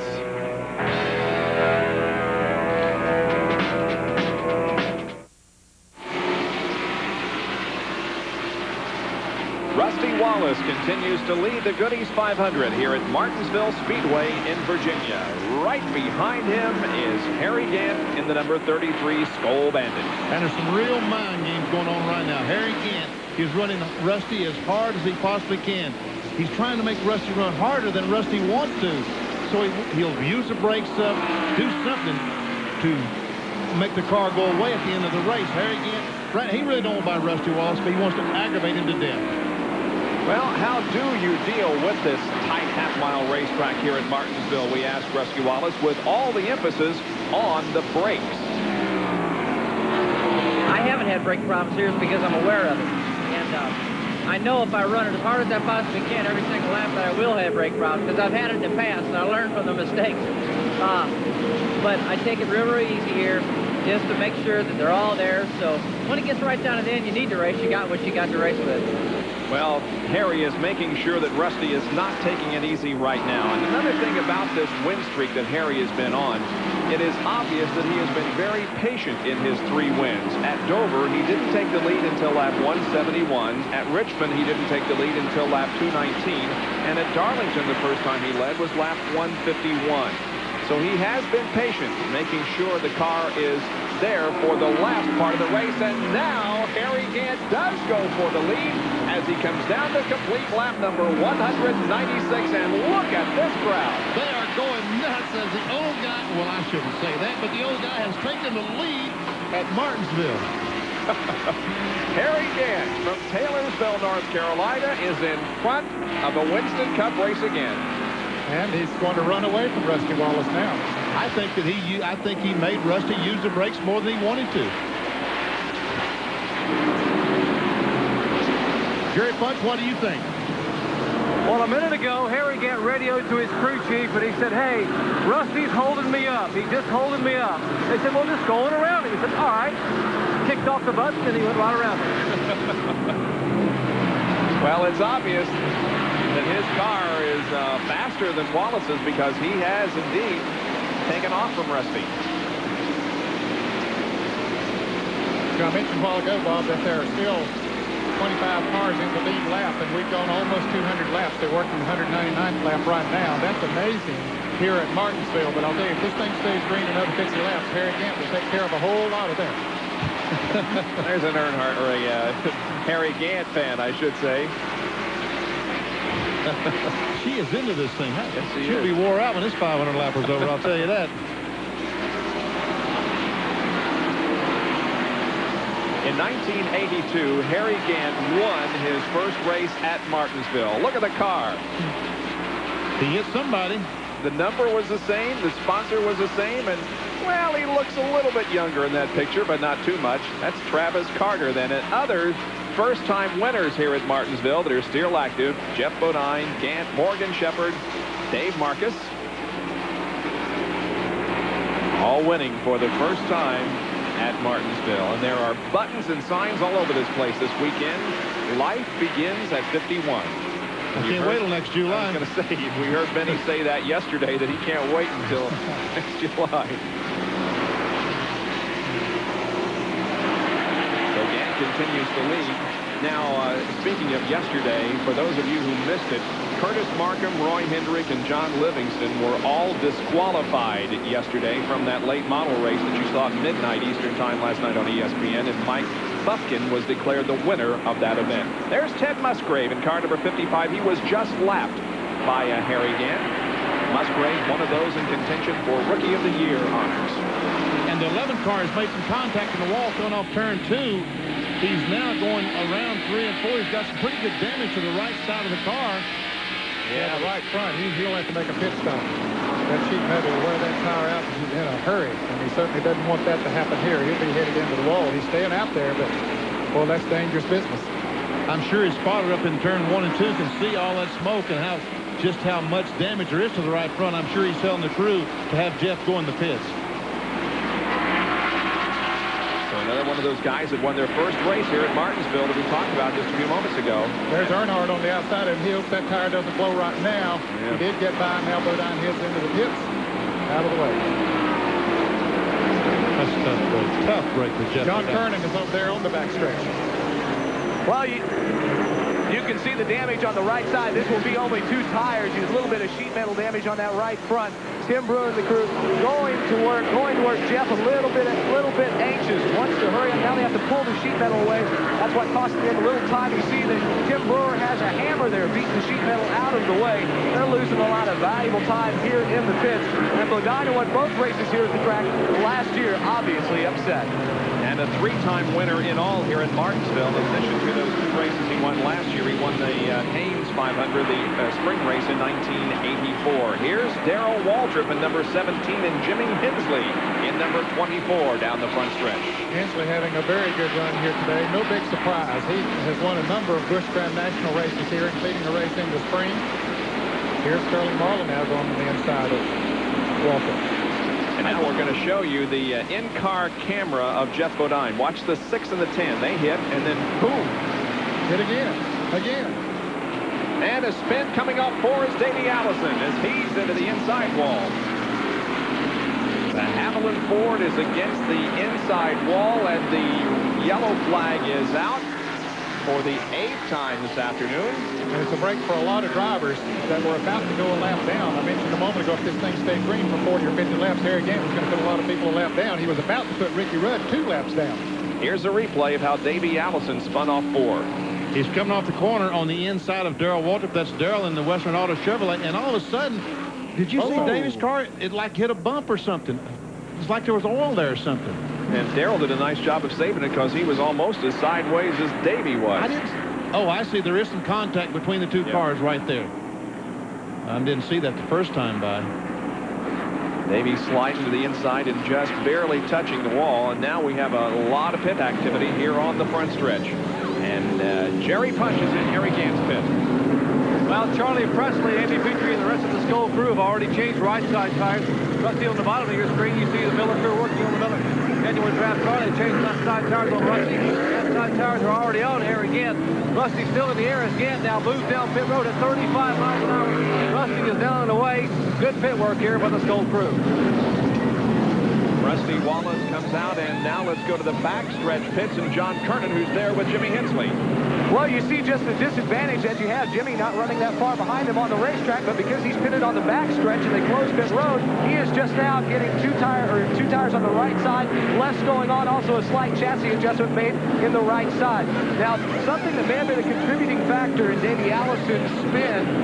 I talked to Joey Knuckles. Remember we said they had the left side towed in? Well, they fixed that problem on the last caution, but there was a problem with the steering box, guys, and Joey said that whenever Davey got into the turns, in the middle of the turns, felt like there was a lot of play in the wheel, so that may have had something to do with him spinning out and not keeping control of the car. Well, in any case, the 8th caution period of the day is upon us here at Martinsville with 211 laps completed. We'll be back with more live coverage in just a moment. NASCAR, celebrating 50 years in auto racing from 1948 to 1998. About 15 seconds ago, they went green, and Harry Gant is maintaining the advantage here over Rusty Wallace and Morgan Shepherd. And we're nearing the halfway point as we're at 215 out of 500 laps, 250 the halfway mark. Don't forget to enter the ESPN Pick the Winning Chevy Sweepstakes. There's Morgan Shepherd showing some strength that we haven't seen. Well, he's been running pretty good all day, but his car seems to fade after about 15, 20 laps. They've made some pit stop, adjusted. Maybe they've done something now where they've enabled the car to keep going. I thought Rusty would challenge Harry those first few laps, but hasn't worked so far.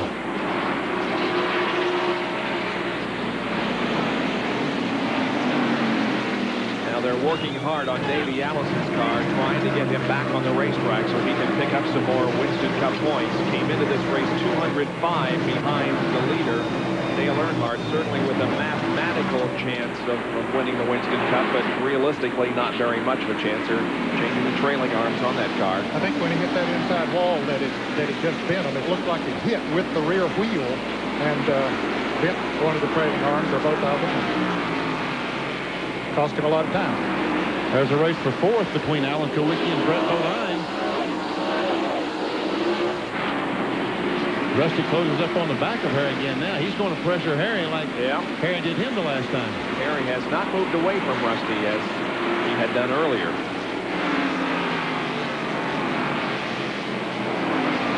One thing in life will teach is patience, right, Bob? You got that? I guess. I don't know. I'm not nearly as old as you are, Ben.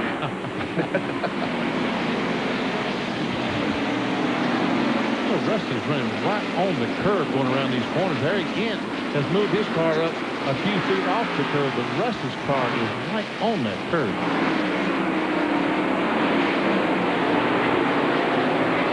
Now we're going to widen out here and show you the entire field as it comes down. Look for your favorite driver.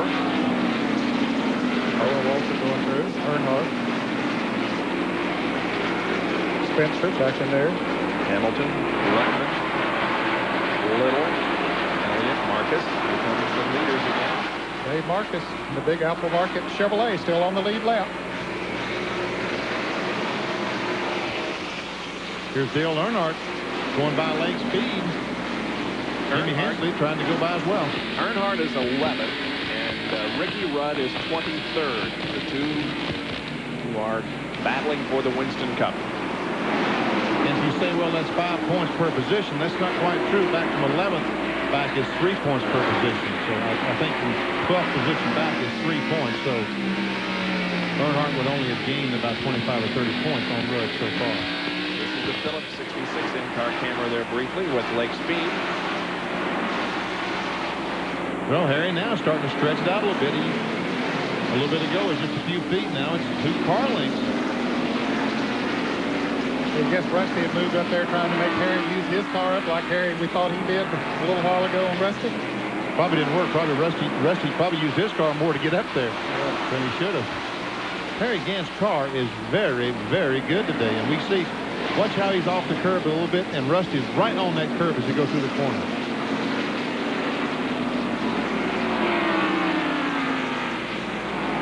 Of course, we did have there on the field summary Wallace leading, but he is not, of course. Harry Gant is the leader of the race with Wallace running second, but this is the way the rest of the field is running. Ricky Rudd, 23rd, 1 lap down. Dave Marcus is the last car on the lead lap. Michael Waltrip we see down. He's had some problems. He was in the behind the wall for a little while. Michael went over in Kentucky last night, was the best man at a wedding. Davey Green, Busch Grand National driver, got married last night. And Michael and he went to school together. So he went over and was best man at the wedding. Said he got back about 1:30 this morning. Oh. There's 4th and 5th. Alan Kowicki, number 7, and Brett Bodine to number 26. We'll return next weekend to the site of Brett Bodine's most recent win in Winston Cup competition last year at North Wilkesboro. We'll be there with live coverage of that event next Sunday afternoon here on ESPN.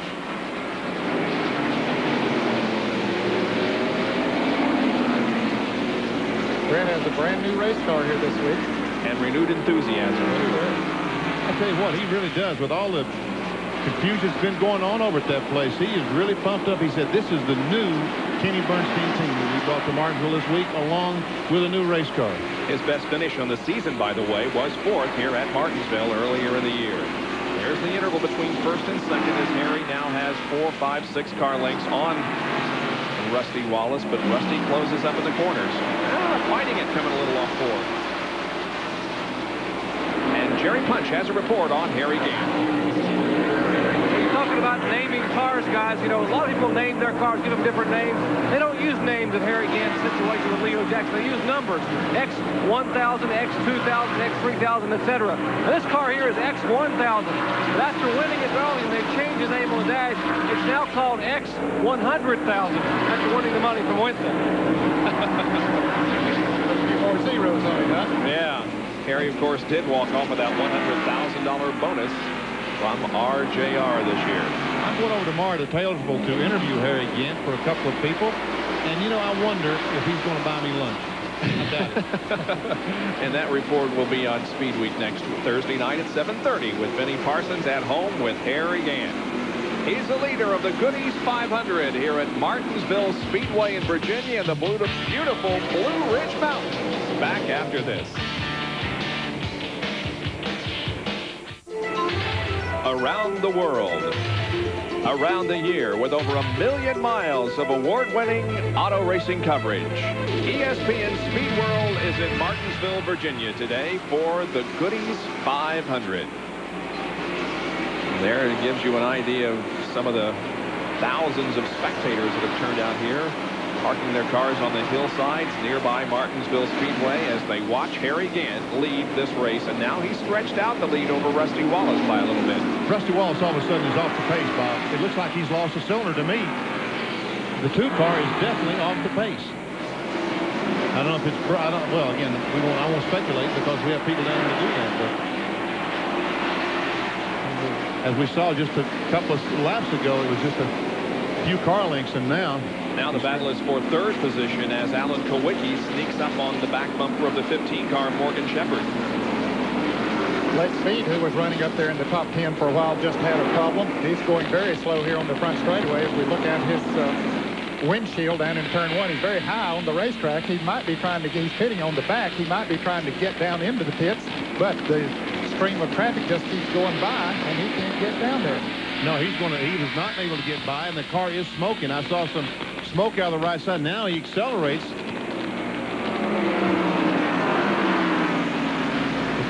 Now he raises his hand and make sure that everybody can see him. He is way up high on the racetrack. There's well just out of the groove. Not many open spots, Bob, that he can get down. Now, Jeff Bodine's going by now. He can get down there. He'll make that move right now. There he's doing it. Yep. Moving down to the inside. Joe Ruttman saw him and made sure that he allowed Lake to get down to the inside. And now Lake will head for his pits on the backstretch. Let's go to Jerry Punch, who's with Eddie Dickerson. You fellas were commenting that Rusty may be slowing down a little bit. You're saying Rusty may have dropped off a little bit in his pace. Is there a problem with the car, Eddie? No, we're just looking at the race right now, Jerry. It's 250 laps. You know, we're not quite halfway. We've got to be here another 250 laps, so that's where we're going right now. All right, so maybe a little bit of conservatism here in the Rusty Wallace pit. Remember what happened last time in the spring, guys? He was leading, and then last pit stop, the rear end came out of the car, so he's taking it a little bit easy. Yeah, that was a real heartbreak for Rusty Wallace here in the spring. He runs second now, maintaining that position. And apparently just cruising here in the mid part of the race. Now the 7 car, Alan Kowicki, finally got around Morgan Shepherd. Yeah, we see Morgan going down the corner a little bit too hard. Slipped up, left an open for Kowicki. He took advantage of it to take the spot away.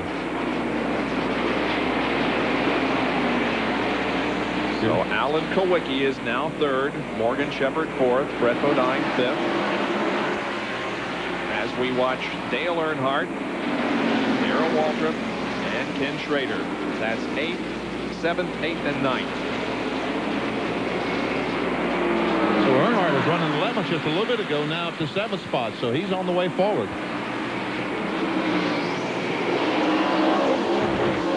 Ricky Rudd, meanwhile, is 21st.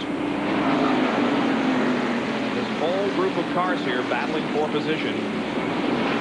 Darrell not able to keep his car on the bottom of the racetrack. There's Lake Speed going behind the wall. And John Kernan can give us a report on Lake's problem.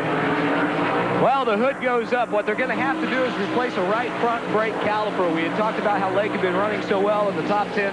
Apparently, he just used his brakes up just a little bit too much, so they have had to pull the number 66 Phillips Top Arctic Pontiac behind the wall, and they will go to work. You see they have a fire extinguisher out just in case fluid gets on that really hot brake rotor and a fire might erupt.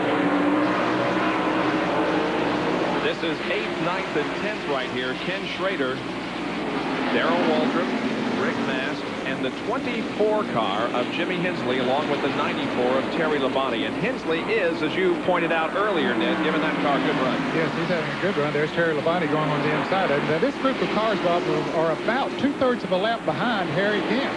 If this thing goes green for another 30 or 40 laps, Harry Gant might come up and put a lap on those guys.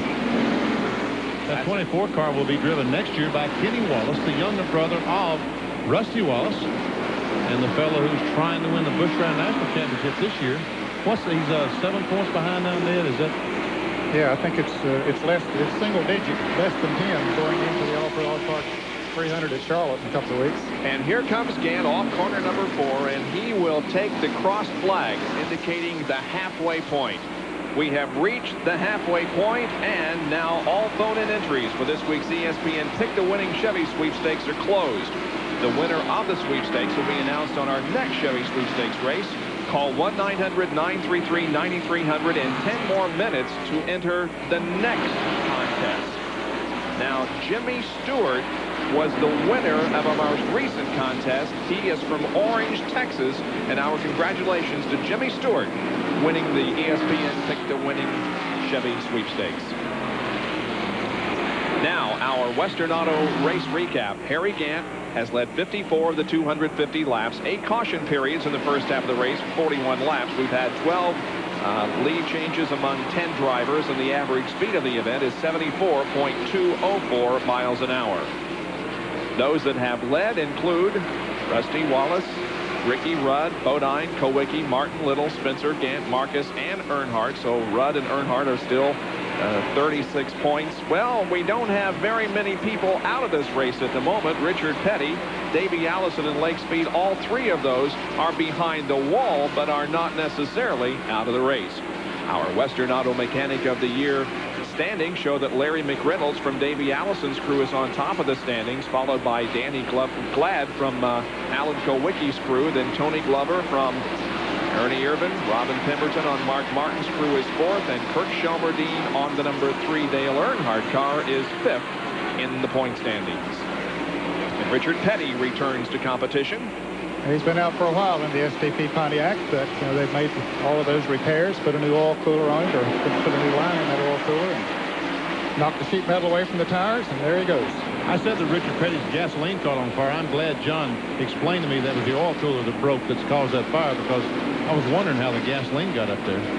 And now Harry Gant is moving in on a whole bunch of traffic. That's Jeff Bodine just ahead of him. Dale Jarrett is up there. So is Mark Martin and Hud Strickland and Darrell Walter. It's going to be interesting to watch the leader of the race, Harry Gant, move through this traffic.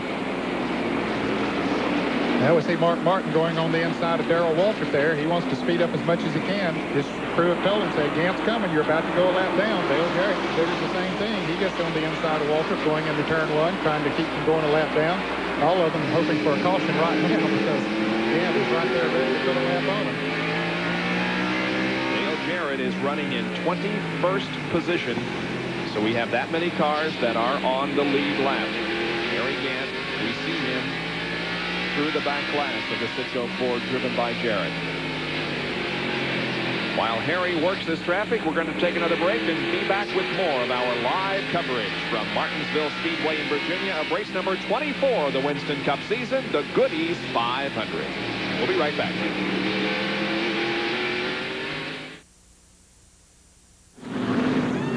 Back at Martinsville Speedway under caution, and Harry Gant and Rusty Wallace both on pit road. Left side of Rusty Wallace, Harry Gant is off the jack, headed down pit road.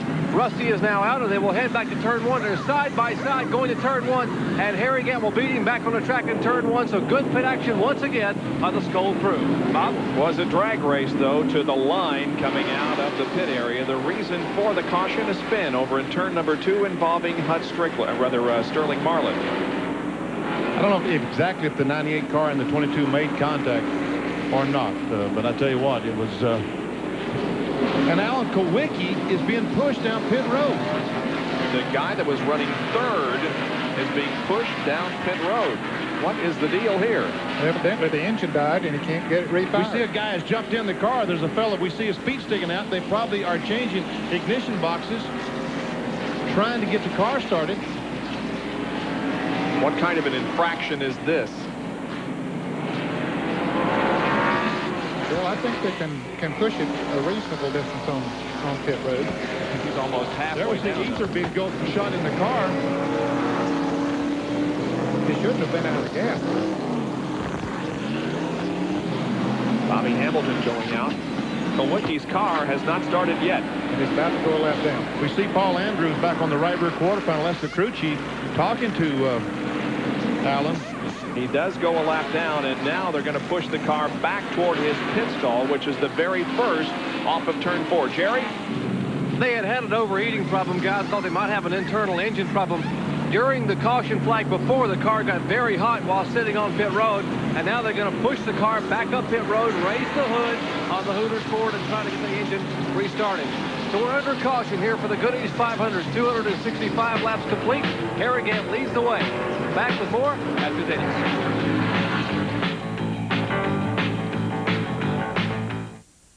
NASCAR, celebrating 50 years in auto racing from 1948 to 1998. Just a little more than halfway through the Goody's 500 from September of 1991 here in our NASCAR Marathon. And Benny and I are at Daytona, USA, the ultimate motorsports attraction located on the grounds of Daytona International Speedway. Well, now that we're a little bit past halfway, Benny, we're beginning to see the emergence of Harry Gant going for 4 in a row. He's been back there just biding his time, and now he's starting to come forward. And he's, folks, once again, I'm sure we're talking about on the telecast, Harry Gant going for 4 in a row. Can he do it? He's won Darlington at Richmond, also at Dover. This would tie the modern NASCAR Winston Cup record for consecutive victories. And as we go back to the race here, we're going to see again how important track position is at a place like Martinsville. That is so critical because there's one place, the groove is one place on the racetrack, right on the bottom, up next to that curb, and if you want to stay there, it's very difficult for those cars behind you to get by. All right, let's continue with the NASCAR Marathon here on ESPN2. September 1991, Martinsville, Virginia, the Goody's 500. Heel comes down and receives the 1 more lap to go signal. Next time by, we'll be going racing. And John Kernan has a report on Jimmy Hensley. Bob, I was just talking to Barry Dodson, the crew chief, checking lap times. Hensley's running the same lap times, he says, as Harry Gant. He says on an open track together, Jimmy could beat Harry Gant. The problem is he pits on the backstretch. He doesn't even get into his pit. Harry's already gotten 4 tires and has come down and passed Jimmy. So Jimmy is lining up behind him. What Barry says they're going to have to do on their final pit stop, assuming that it would go green, what they would have to do is just come in and take on 2 tires and fuel only. He says it's a gamble, but if they want a chance to win the race, that's the only way he can see that they can get that chance. As we go back to green, the number 7 car of Alan Kulwicki remains on pit road. And here is the green flag. As we resume competition, Ricky Rudd is trying to get his lap back. And I don't believe he's going to be able to do it as Harry Gant on the outside line takes the advantage. Harry is tough, isn't he? I mean, these are not bad cars he's just driving by. Very good race car. Here we see the 24 car, Jimmy Hensley, that John is just talking about. That's Ted Musgrave on the inside. Morgan Shepherd is 3rd, Brett Bodine is 4th, and 5th is Dale Earnhardt. The 2 cars to the inside, Ricky Rudd and Darrell Waltrip are on lap down.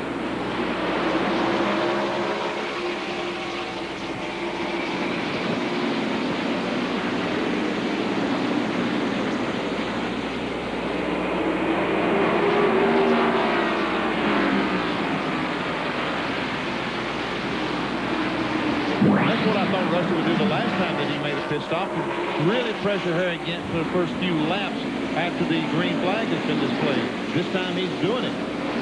But I think in about 10 or 15 laps, so once again, Gant's car will start stretching it out. Harry Gant is going for 4 wins in a row. The last driver to do that in Winston Cup competition was Dale Earnhardt in 1987 as he won at Darlington, North Wilkesboro, Bristol, and Martinsville. And the number 7 car of Alan Kulwicki remains on pit road. That's a tough break for him. Big trouble. Crash over in turn 2, just out of turn 2. Jimmy Spencer and Joe Ruttman are the cars involved. A lot of damage on the Ruttman car. Some heavy damage to Joe Ruttman's car. Spencer, meanwhile, gets his car going again and drives off, but Ruttman's car. There's Spencer as he moves away in the back with Frozen Food Chevrolet. Here's a replay. Ruttman and the 98 car running side by side. They get together. Jimmy spins. Now Joe spins, and they meet again as they come off the second corner. Several other cars got by. A few of them, Dave Marcus. Yeah. A couple of them, Ted Musgrave, came down on the inside to pit road. There's the traffic jam, and that's how easy it is for the track to get blocked here at Martinsville. Our 10th caution of the day is out now here at Martinsville because of an accident involving Jimmy Spitzer and Joe Ruttman.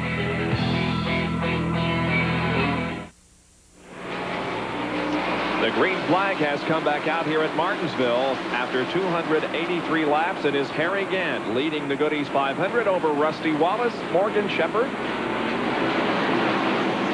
Brett Bodine, and Dale Earnhardt. 14 cars remain on the lead lap at this point.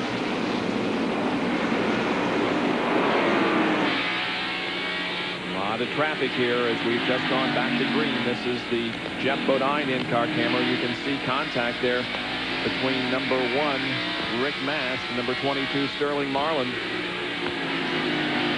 We'll see some more contact. Say, Rick Mast has a tough road to travel out there on the outside because he's passing some good cars that are a lap down. Sterling Marlin is one of those cars, and they'll give him room out there, but it's tough to pass when a car is running as good as Sterling is there. Field summary once again.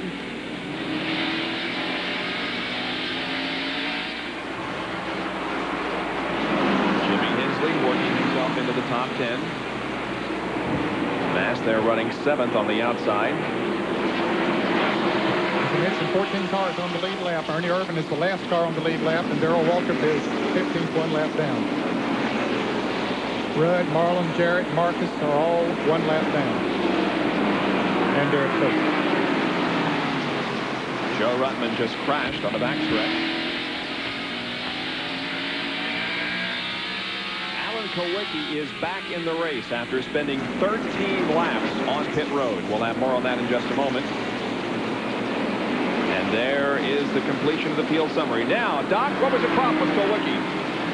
Well, they changed wiring, they changed amplifiers, they finally changed the distributor. Let me say what the problem was. Inside the distributor, a little blue device is called the pickup coil.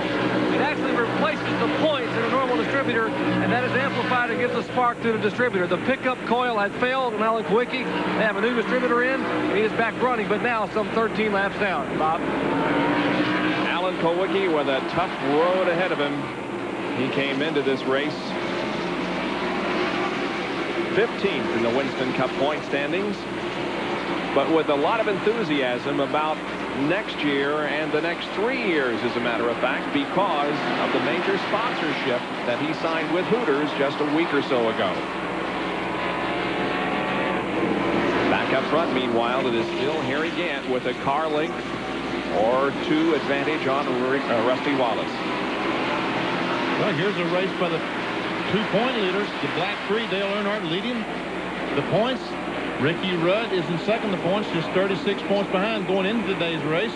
But right now, Ricky Rudd is a lap down. Earnhardt is in the lead lap. You know, these guys stand a chance of winning $1 million. And when they have these lotteries all over the country, like the Virginia lottery, I mean, the people only get $200,000-300,000 a year for 20 years.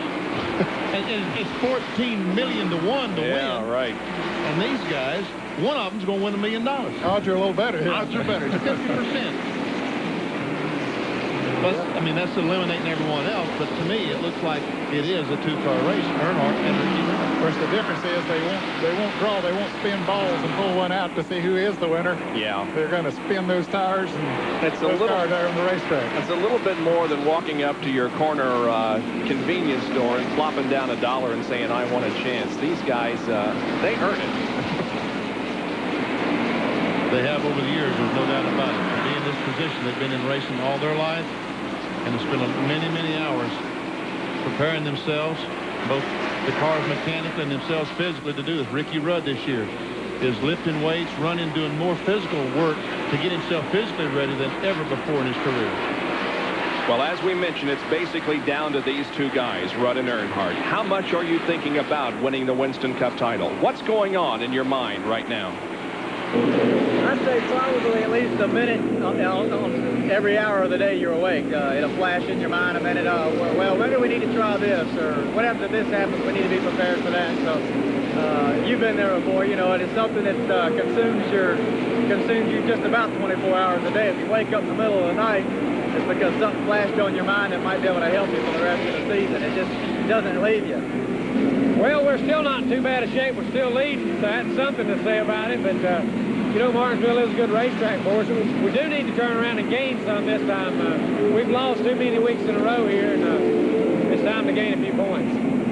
Well, once again, Dale Earnhardt is on the lead lap in 5th position, and Ricky Rudd is a lap down in 16th. Now, Rudd has just moved around Darrell Waltrip and, yeah, you're right. And so taken over another position, so this moves him up. That's 3 more points he gained there, plus a couple $1,000 probably in prize money. And Jerry has a comment on Rudd's car that he's running here today. If you wonder how dedicated the Hendrick Motorsports team is to Ricky Rudd having a shot at winning the Winston Cup Championship, I'll tell you how dedicated. Monday, they had a team meeting with all the teams, Schrader's team and Rudd's team, and they decided that the new low-snout Laughlin car was the best car for Martinsville. The only problem was Schrader had one and Rudd didn't. So they had a bare chassis laying in the floor. Hendrick said, guys, go to work. We got to have one for Ricky. Now, all 3 crews, the R&D crew, the Tide crew, and Kenny Schrader's Kodiak crew worked around the clock in shifts for 3 days to build that car from scratch. They rolled it off the truck here, and it was one of the fastest cars during qualifying. So certainly a lot of effort going in to give Ricky Rudd a shot at winning the Winston Cup Championship. Yeah, you know, although all the credit goes to Ricky Rudd, and he will be the one named as the recipient of the $1 million if he wins the Winston Cup title. There are a lot of guys that put in a lot of hard work and are just almost as deserving as the driver of the car. There's never been more of a team sport than auto racing. The driver is more visible. That's all we can see is Kenny Schrader, Waltrip, and Earnhardt goes in the corner is those 3 individuals. But each of those teams had 25, 30 people back at the shops and here today that make the cars go around the racetrack. And they're probably waking up in the middle of the night also and thinking about how they can make their car just a little bit faster that might give them that $1 million. You never stop thinking. And just in case that you folks are wondering, yes, Harry Gant's leading the race. If he can make it, that would be 4 in a row. There goes Brett Bodine. He's trying to pass Morgan Shepherd for 3rd spot. Brett Bodine does go to 3rd. Brett has been up front all day. He started 2nd outside the front row. He led a while and now finds himself in 3rd place as he has just taken over that spot from Morgan Shepherd.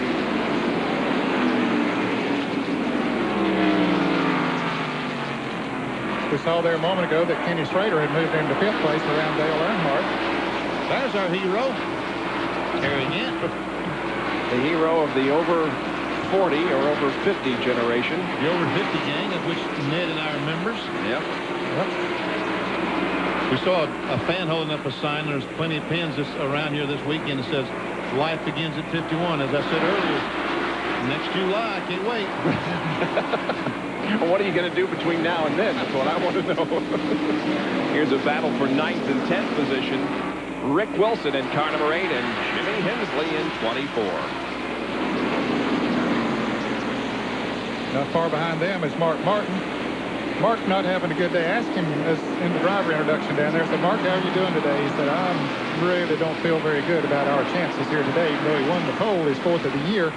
He said, we just couldn't get the car dialed in. He said, qualifying and racing was a different situation. He said, we can make it go fast for a lap or 2, but we just can't get her set up to run fast during the race. So he's been back in the pack struggling. And that explains why the Unicount bonus money has not been won in a long time. It's up to $136,800, and that would be the amount that Mark Martin would collect here today in addition to the purse money if he were to win. But it doesn't look good for him right now. So next Sunday at North Wilkesboro, the pole winner has a chance to pick up $144,400. Wow. Harry Gant, the 51-year-old from Taylorsville, is the leader of the Goodies 500 with 309 completed.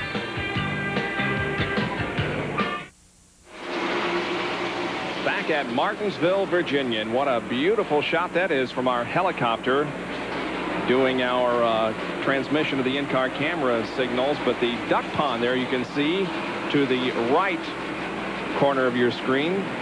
One of the many landmarks here surrounding Martinsville, Virginia Speedway. What a beautiful place this is. It's always nice to come back here twice a year to watch Winston Cup racing. Harry Gant is the leader of this race, going for 4 in a row. The best battle on the racetrack is 4/9. Rick Wilson in car number 8 and Jimmy Hensley in 24. And that 6th car is the 11th place car, Martin Martin, right behind them. Little contact there made between Hensley and Rick Wilson. But that's the kind of thing you see here at Martinsville quite often. Wilson really protecting that inside groove.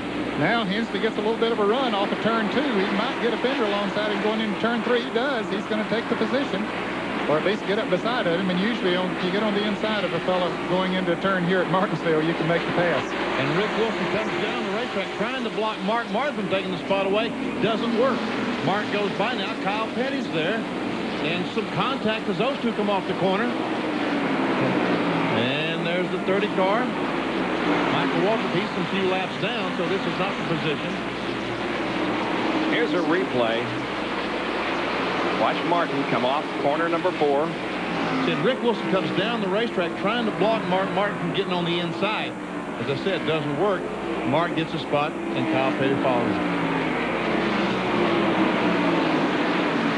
Now Mark Martin going to the outside of Darrell Waltrip in car 17. Darrell has fallen back a little bit here the last 10 laps or so. DW's car just not right. And I tell you, Mark Martin cut across the corner, the front of Darrell Waltrip's racetrack. And a spin. The 8 car is spun. The 10 car up in turns 1 and 2. Rick Wilson, we saw. No caution. No yellow yet. Hut Strickland was involved in it. There's Derek Cope trying to get back out on the racetrack. He's pulling out in front of cars, and the yellow is out now. Yellow flies for the 11th time here this afternoon. A lot of cars were trying to get a lap back, beating Harry back to the line. The record number of cautions for this race was 17 back in 1980. This is number 11, and here's how it occurred. Well, the 8 car was sideways in the middle of the corner. Going in the corner. When that happens, you always wonder if there wasn't contact going in the corner, but there's no way to tell because we certainly didn't see it. And now Harry Gant will come down pit road for a stop, as will Rusty Wallace, Brett Bodine, Morgan Shepherd, and others. Jerry? Once again, it's going to be a battle of the air guns here in the pits. Harry Gant's crew will put 4 tires on his car. Rusty Wallace in the bottom of your screen, the Skull crew with Harry Gant on the top. They now go to the left side of this car. Likewise, Rusty Wallace's crew putting left side tires on his Pontiac. Love Nuts Road, Gant is off the jack. Wallace still on the jack as Gant makes his way down pit road. We'll see if Rusty can beat him out, and Harry will be able to make it all the way back to turn 1 as work continues here on pit road with most of the cars getting 4 fresh tires. And Brett Bodine that time won the race out of the pits and beat Rusty Wallace's crew. Now we go inside Jeff Bodine's car and watch this incident that's created our most recent caution. Yeah, there was some contact between the 10 and the 8, and then Jeff Bodine comes along and runs in the back of the 10 car, which sent him on his way. Hey, it doesn't take much of a bump when you're going into the turns here, especially because the car's almost spinning out anyway when you go into the turn, and just at least a little bit of a bump. There it is. As Jeff Bodine hit the 10 car after the 10 had already made contact with Rick and Wilson. We some damage on that 12 car. He was also in the crash. Yep, Hut Strickland has a lot of damage to the front end of that car as he has pitted here on the main straightaway. We'll be back in just a moment.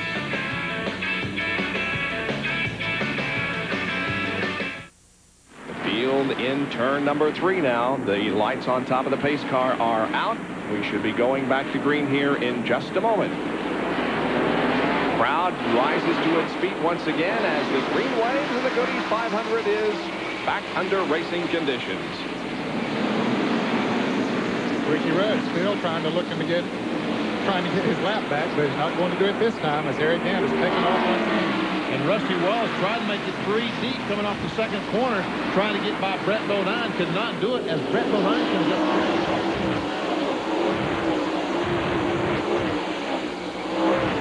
Brett Bodine crew had a great pit stop, allowing him to come back second on the racetrack, and therefore lined up right behind Harry Gant on the restart. And that's where he is. Brett Bodine's second spot. And that's where he qualified on the outside pole. Martin, the pole sitter, just beat Brett by a few thousandths of a second.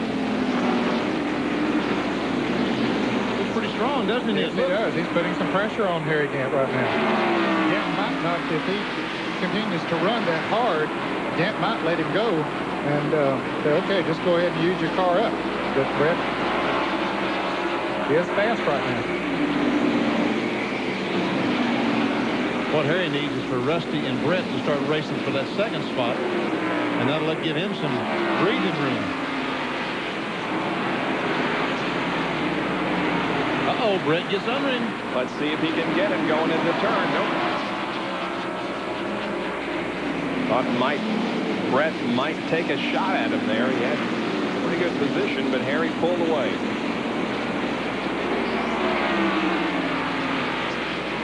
Tell you what, those engine people up at Precision Products Performance in Arden, North Carolina have been doing a super job on that 33 car. The car is making a lot of horsepower. Leo Jackson, the owner of the race car, also Precision Products Performance Center. And those guys will definitely make some horsepower. And Andy Baker doing a good job of getting hooked up and getting it to the ground. And it's the crew chief on the car. Does the chassis setup. Scott Robinette. Charlie Presley, Charlie's brother of Robert Presley, the Busch National driver. He's a jack man, worked on the Harry Gant automobile.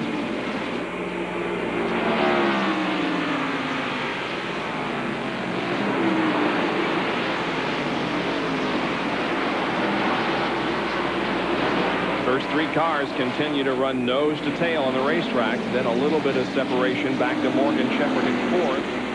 And then still a little bit more before we get back to Dale Earnhardt, who's fifth. NASCAR has to be absolutely loving it. We have an Oldsmobile, a Buick, a Pontiac, a Ford, and then a Chevrolet. The first five positions, 5 different makes. And here's the field snapshot. Watch for your favorite driver, and as he crosses the line, you can see how far he is behind the leader. There's Davey Allison, who's back out. Bill Elliott.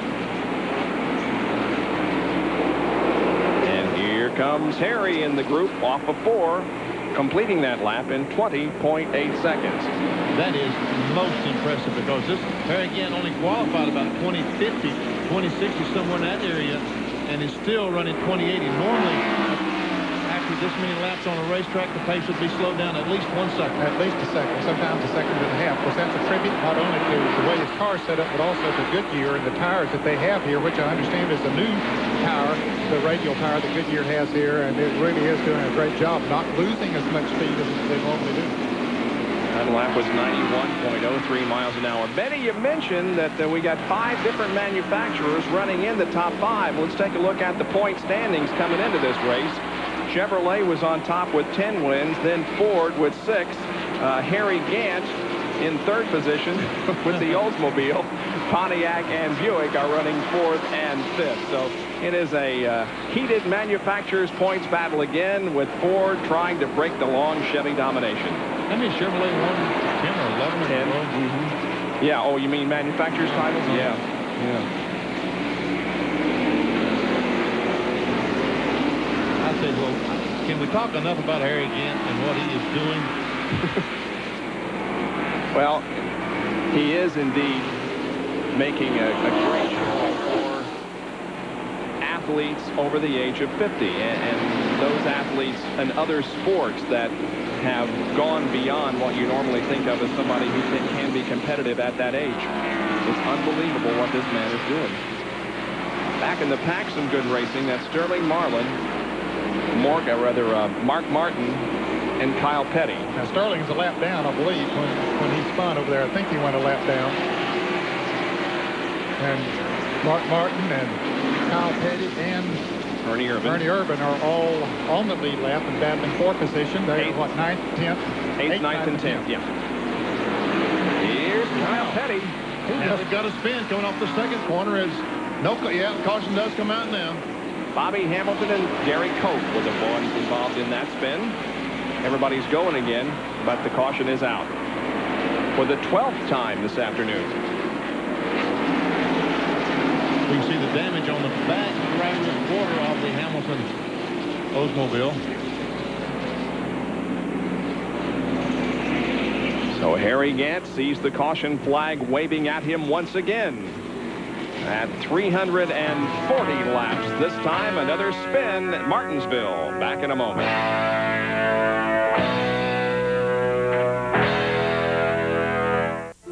Around the world, around the year, with over 1 million miles of award-winning auto racing coverage. ESPN Speed World visits Martinsville, Virginia for the second and final time in 1991 for the Goody's 500. And Dale Jarrett has brought the Citgo Ford in for a pit stop as we are under caution here at Martinsville for the 12th time this afternoon because of a spin out of turn number 2 involving Derek Cope. And Bob, we have talked about age and people in 50. Leonard Wood, who has been with the Wood Brothers team since it started, is 57 years old today, so wish him a happy birthday. Absolutely. And let's go to Jerry Punch, who's in the Brett Bodine pit.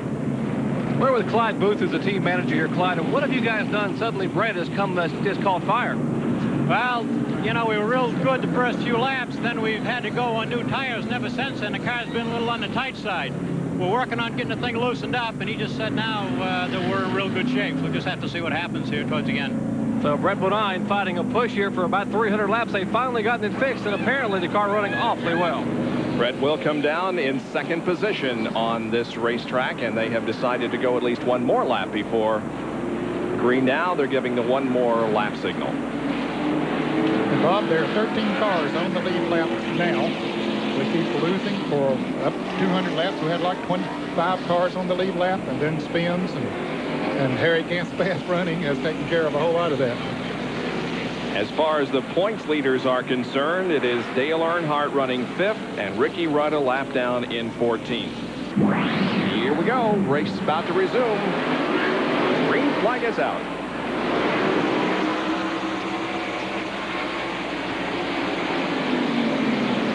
Ricky Rudd is up there every time trying to get that lap back, but hasn't yet.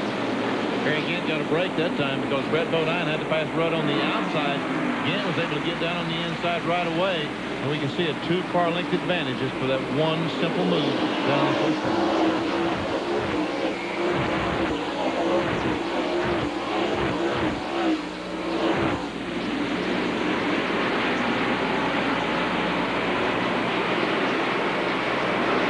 Ricky Rudd in the 14th position. He's the first car on of those that are one lap down.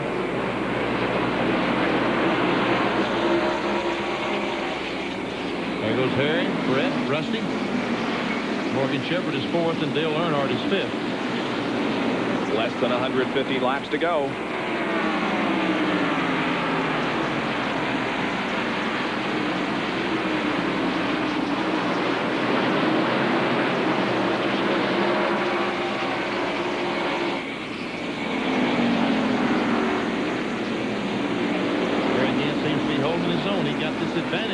On the restart when these fellows were caught on the outside of Ricky Rudd, and they're not able to close it in. Well, Brett might have closed in a car length that time, and Rusty Wallace slipped going off the 4th corner, drove it in hard, got a little bit high, slipped, and you can see lost a couple of car lengths.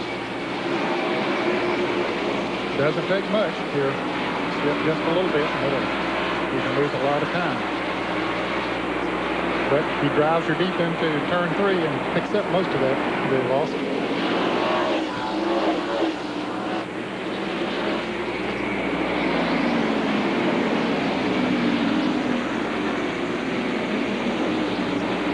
Maybe we should have driven that car today. We might have made some money. Yeah. Nice getting there. Here's Rick Mast, along with Hut Strickland, Kyle Petty, and Ernie Irvin. I don't know how in the world that 12 car is going to get any air in his grill, because he's hit something and it's flattened the grill completely. We can see the nose of it just laid down flat. And I don't know how in the world any air is going in the grill. Hut is not on the lead lap. 16th, a lap down. But the Kyle's trying to get by the Rick Mast car, and he has position. Let's see. They lean on each other a little bit. That's the battle. They got together, and look, Rusty Wallace goes by Brett Bodine for second spot. Boy, all kinds of things happening there in a lap. So Rusty Wallace has moved to second. We go back to this battle now. Here's Mark Martin on the inside of Rick Mast now, going down in the corner. Let's see if these two guys get together. No, they made it this time.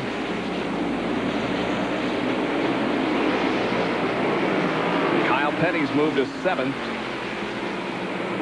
Terry Labonte would be 8th. Mark Martin 9th. And Rick Mast now shuffle back to 10th. He was up there in 2nd right before Kyle Petty went by him.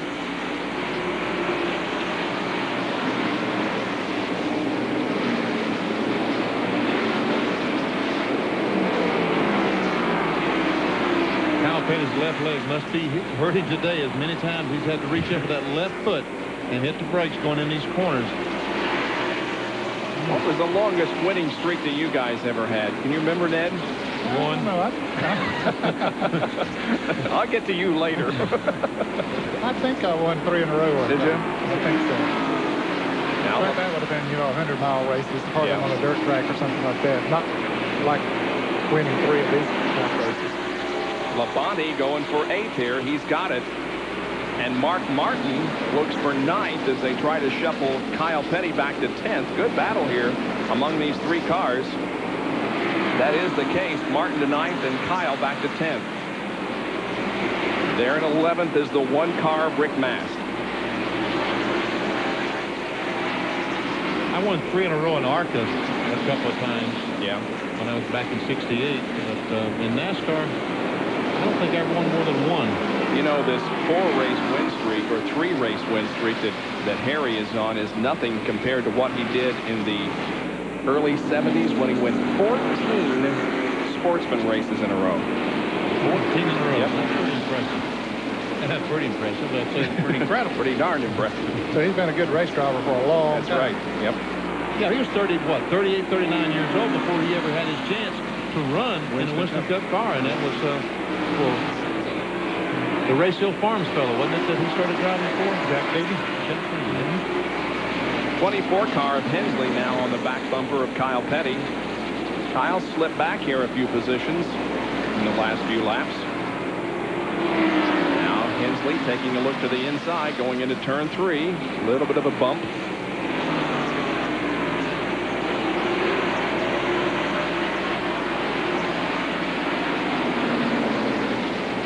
11th and 12th here. Hensley's car, he does have a good race car because he's trying his best to get by Kyle Petty. He's trying on the outside. Now let me see how this is going to work. Not too good. Now Kenny Wallace will be driving this car next year, the 24 car.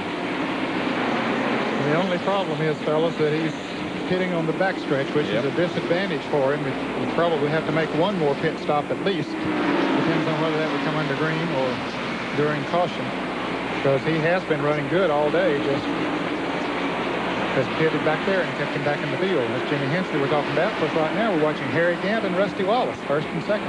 Yep, Rusty closing in on Harry. He has. He's closed in. Cutting the advantage to about 3, 4, 5 car lengths. Now they've moved away from Brett Bodine by about 20 car lengths. So maybe Rusty was moving, just saving his car back there when I thought he had a problem. Maybe he was just saving his car, waiting for the last run, that last 100 laps. Here's the Big A Auto Parts on-track interval. We timed 5 consecutive laps, laps 346 to 350, comparing Gant and Earnhardt. And we can see that Gant is much, much faster than Earnhardt. 2080 was his best lap, and Earnhardt all of his laps above 21 seconds. As a matter of fact, up to 21.6. So he went from a 1.8 disadvantage or advantage to a 3.6 advantage on Dale Earnhardt just in 5 laps. So he doubled the interval there in just 5 laps. That was off the restart, probably. And Rusty has closed up the interval by about 50% from what we saw the last time, because right now he's on the back bumper of Gant. Rusty Wallace, as we indicated earlier, almost won this race in the spring. You ran here. Well, then, what happened, and have you solved the problem? So I was running second. Earnhardt was leading. or I guess it was Kyle Petty was leading at that point. He pitted on the back straightaway because of a bad qualifying run. I come down pit road, was done with the pit stop, leaving out of the pits, and the rear end tore out of it. Earnhardt was still up on jack stands. I really thought I had the race won at that point, but no luck.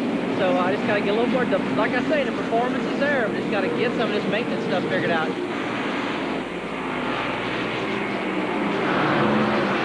And that's why they have been able to save the car now for some 370 laps. I just spoke to Eddie Dixon a minute ago with the Rusty Wallace crew, and they said, we have been saving our brakes. But when Harry Gant began to pull away, we got a problem. Car number 8 apparently has lost the wheel. Rick Wilson's car crashing, and will have the caution come back out. But Harry Gant was beginning to pull away a little bit. That's why Rusty passed Brett Brown. He wanted to keep Harry inside. They said, we got plenty of brakes left and plenty of race car. We think we can run with Harry Gant here these last 100 or so laps. As the tire now rolls down the backstretch, we're under caution once again. Yeah, the tire did come off Rick Wilson's car. You know, this car broke a right front wheel last week. Now, I don't know exactly what happened to this car, but it looks like he broke a right front wheel. And that's exactly what happened to the car last week at Dover when he popped the wall. There's the tire that has hit the wall at the end of the backstretch, the inside wall. It's hard to say. It looks like the center might be out of that tire, Bob. And if that's the case, he broke another. Just what happened last week, yeah. Pit stops, meanwhile, here on the main straightaway. Gant comes in. So does Rusty. Yeah, you see there that the center is out of the tire. Yep. All right, let's go to Jerry once again. Well, all the cars on pit road, and Rusty Wallace getting service in the Miller Genuine Draft crew. They have worked right side tires, now changed to left side tires. Meanwhile, Harry Gant's crew in the Skull Bend and also changing left side tires. He is down and away. Gant is coming down pit road. Falls off the jack. But Harry Gant is able to beat Rusty Wallace down pit road. Tremendous work by the Harry Gant Skull crew once again to be able to get him out first. Yeah, this time, however, Rusty came out ahead of Brett Bodine, unlike last time. Where is the pace car? Oh, the pace car is here along the front straightaway. Now let me show you why Harry Gant is beating Rusty Wallace, because he is keeping Rusty behind him. So, and he pulls directly into his pit. So Rusty's not able to come down at 35 miles an hour. He has to slow down to about 15 miles an hour, has to follow Harry Gant. And you see, that's just enough advantage that Harry is beating him out every time. If Rusty was pitting back there, he would probably beat Harry out every time. Boy, Gant can get in, and they can have a lot of work done before Rusty even gets to his pit area. Exactly. Yep. All right, we'll take another break here with 371 laps completed in the Goodies 500. Back after these messages.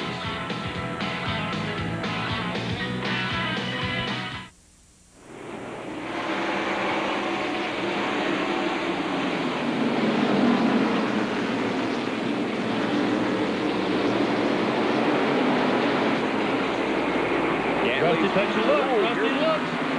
And they touch. Gant gets hit hard in the front end by So does Rusty. He spins.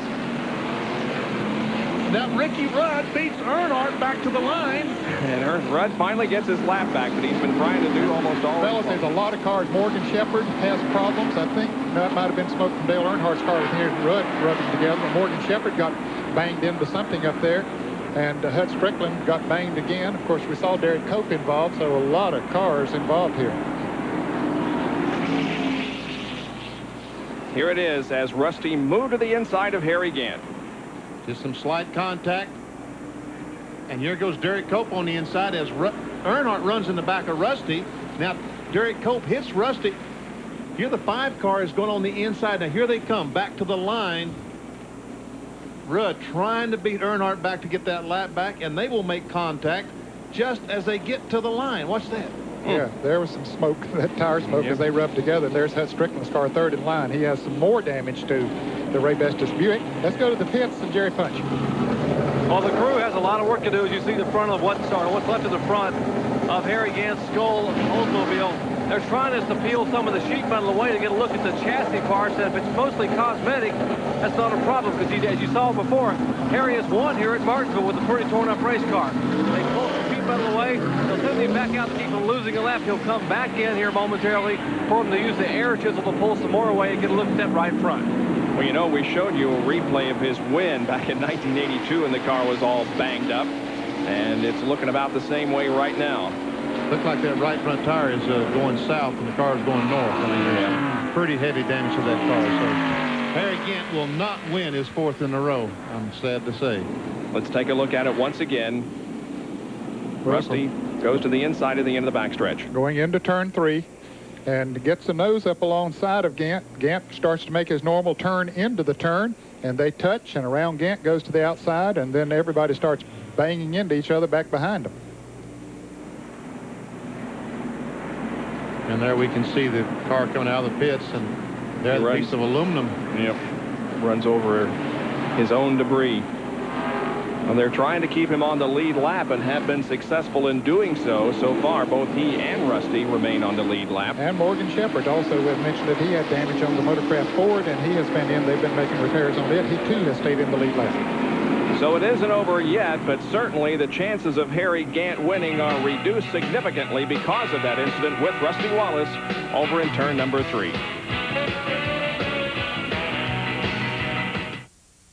NASCAR, celebrating 50 years in auto racing from 1948 to 1998. We welcome you back to the NASCAR Marathon here on ESPN2. Bob Jenkins and Benny Parsons at Daytona, USA. And we're currently watching the race from September of 1991 at Martinsville Speedway in Virginia. Harry Gant going for 4 in a row, and he has just crashed. But as we go back to the race now in just a few moments, Ernie Irvin is going to be the leader, and he wrecked previously. He had crashed previously, but Harry Gant, folks, look at the car. A tremendous amount of damage to the car. It looks like the car won't even go around the racetrack. Will it race? That's what we're going to find out in the next few laps. Benny has already said that he's sorry, but Harry Gant will not win his 4th in a row. Well, let's return to the race and see how things go here. We remain under caution here at Martinsville, and while these cautions are underway, Rusty Wallace and Harry Gant come in each time to get some more work done on their car, but both have been able to get out ahead of the pace car and therefore remain on the lead lap. The question is, how has the incident affected the handling on the 33 car? Jerry? Let's check in with Andy Petrie. Andy, how bad is the car hurt, Andy? I can't really tell. We'll find out in a minute and see how it runs. Well, I don't even know what happened over there. So they talked to Harry Gant, and they have pulled a lot of the sheet metal away and pulled some of the bars away in front of the car, but they don't know. Even the driver, Harry, doesn't know until the green flag comes out, which is just about 15 seconds from now, guys. Okay, Ernie Irvin has taken the lead in this race. And with Ricky Rudd now back in the lead lap, Bob, there are 13 cars on the lead lap once again. Here's the green flag. We're back underway. Mark Martin is second, followed by Terry Labonte, Kyle Petty, and Jimmy Hensley. And once again, Mark Martin turned right across the front of Darrell Waltrip's car, and no contact was made.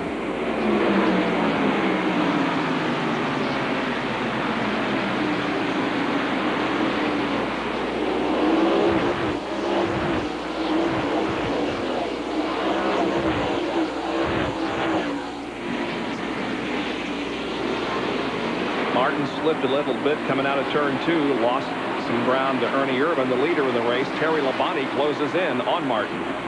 And now Labonte slips.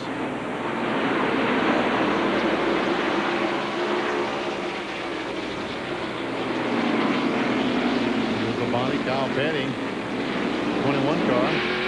Dale Jarrett, he and 22 Sterling Marlin almost made some contact. This is inside the Sitco Ford. Dale's lap down. Should be in about the 15th position right now. Now, look at Wallace and Gant all trying to work up through some slower traffic. Morgan Shepherd there in car number 15. He was one of those that was involved. Had some damage to the Motorcraft Ford. Looks like he's running pretty good. And so is Gant. Looks like he's doing okay now. Don't know if it's as good as it was, but...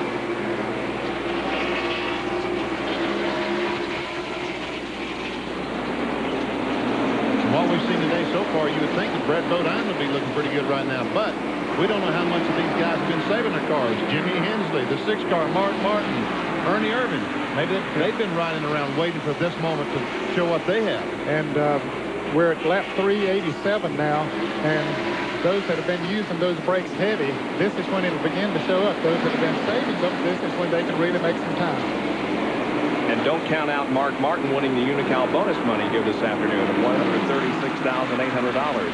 Only 2 cars out of the race, Lake Speed and Joe Ruttman.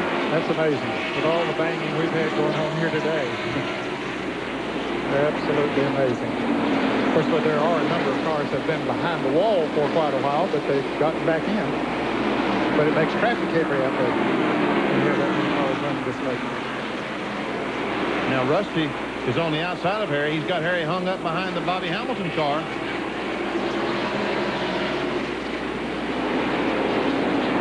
But Wallace didn't go in any place either with Ricky Rudd up ahead. Harry's going to try to get on the inside of Rudd and makes it. I think he made it. Yeah, but Rudd's going to go on the outside of Hamilton. And Rusty's going to try to follow Rudd. Nobody's going any place right now. Now, Harry is going to be able to pass Ricky Rudd. Yeah, he'll get on the inside of Hamilton, and that gives him the line he wanted. Passes Hamilton with ease. And Rusty dives in that spot, takes his position away from Ricky Rudd.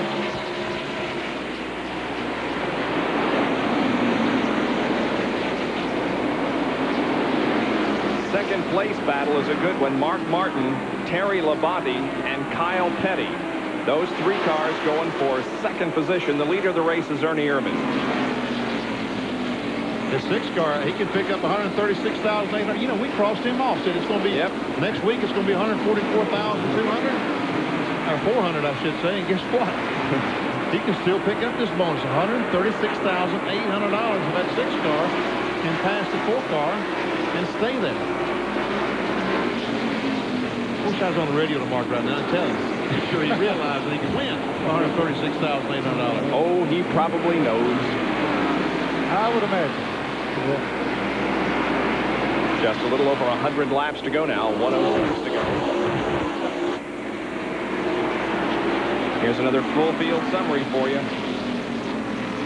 This is the way they're running right now. Jimmy Hensley right up there in the top 5.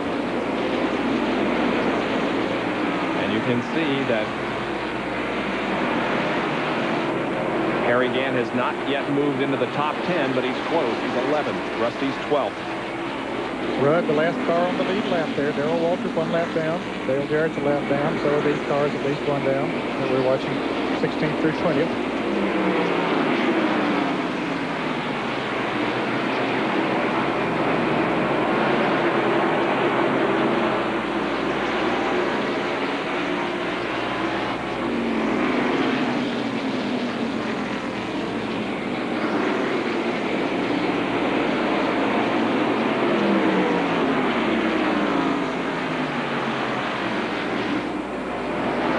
Watching this battle for second place. Mark Martin holding off Labonte and Petty. He might be holding those cars up a little bit. Bob, Ernie Ehrman has pulled away by about 10 car lengths out there. But although Labonte hasn't really put a great deal of pressure on Martin, he runs in on him a little bit in the turns, but Mark holding the right groove. It's amazing just how these drivers can save these cars and how their crews can adjust. Remember the first of the race, we saw Kyle Petty, how poor he was? And here he is on the scoreboard in 4th spot. Yeah, he was the first car to be lapped, as a matter of fact. Got off to a terrible start. What a great story if Jimmy Hensley could pull this thing off. Jimmy just lived a few miles from the racetrack, and Barry Dodson, the crew, decided they would give him a shot here in Martinsville, and he's making the most of it. Currently running 5th. And Jerry Punch has the report. You know, if brakes are a factor in this race, Jimmy Hensley might be the sleeper. Barry Dodson told me he has never had a driver, and he's had a bunch of good ones, that is easy on equipment as Jimmy Hensley is. Yesterday, they ran 25 consecutive laps, and in Martinsville, normally after that, you couldn't even get near the brakes. In fact, Hensley's brakes were not even warm. You could lay your hand on the brake rotor. And that's one of the reasons Jimmy Hensley has 7 career wins here in late model stock car, NASCAR modified, and Busch Grand National. For more, let's go to John Curtis. Yeah, Jerry, but those 7 wins, 200 laps or less. I was talking with Jimmy this morning, a little concerned the fact he hadn't run 500 laps here at Martinsville in about 3 years. But you got to believe with him up on the scoreboard in the top 5 right now that if he's a little bit tired with 400 laps on the board, he's going to put that behind him and run the final 99 just flat out as he can. Of course, the Team 3, Dale Jarrett almost hit the wall. He and Dale Earnhardt got together a little bit, just a slight tap, and Jarrett got it from the loose step there for a moment. Team 3 needs sponsorship for next year in their effort with Kenny Wallace, and this may help them out. It's interesting as you watch Jimmy Hensley, and right behind him is Dale Earnhardt. Remember what happened when we came here 2 years ago and Hurricane Hugo was bearing down on this area? Well, it meant that Dale Earnhardt couldn't get to the racetrack, and Jimmy Hensley took Dale's car and put it on the pole. So you can see how much experience that Jimmy has on this racetrack and how very good he is. Ernie Irvan leads the Goodies 500 with 96 laps to go. We'll be right back.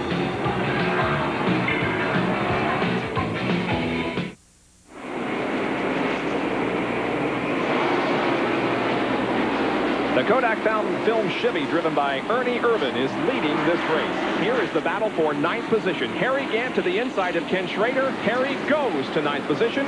Don't count him out. I do believe I might have wrote this fellow off just a little bit too soon. Jerry Punch, what do you think?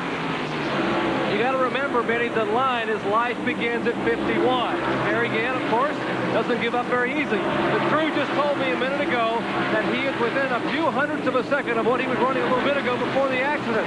Obviously, the sheet metal has hurt him, and some of the bent front end has hurt him, but he is coming in a hurry. He may run out of laps, but he's not going to quit. He sure is, and as a matter of fact, when he passed Schrader there, he moved into 8th position.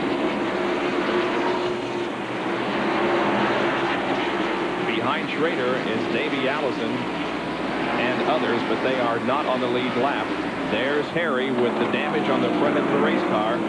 Suffered in the incident with Rusty Wallace and others a few laps ago. There's the leader, meanwhile. 2nd position belongs to Mark Martin in the Bolger Ford. There's the interval.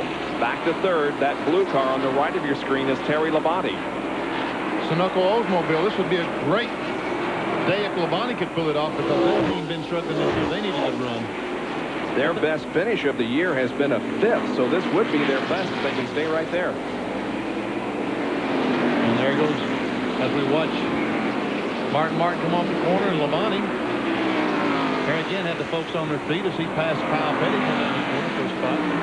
I think Mark Martin and Terry Labonte are beginning to gain a little bit now on Ernie Irvan. Here's a fellow I thought had a great opportunity when Harry Gant and Rusty Wallace had their problem, was Brett Bodine. His problem is that he's had all this problem trying to, and Hut Strickland is spun coming off the 4th corner, but so far no caution flag, and the car is rolling. Let's see, Brett Bodine is a bunch of guys. Oh, he's going again, so no caution will be out. That could have served as an advantage to Harry if he'd have gotten a caution flag here and been able to maybe get some new tires on that car and do some more work and punch back up, but nope. I don't think it's tires that need so much right now, it's distance, because he's about straightaway, a little over a straightaway behind Ernie Irvan, and I don't think he can make it up on the racetrack. He needs a caution flag to close the field up. Brett Bodine, he's about a straightaway behind. He needs a caution flag to close it up, because it's going to take a lot of race cars to close it up on the racetrack. I don't know. He's doing a pretty good job of it. Look at him go inside of Dale Earnhardt. And the fans love it. Oh, do they? Harry's coming, no doubt about it. That puts him in 6th position. Gant is 6th.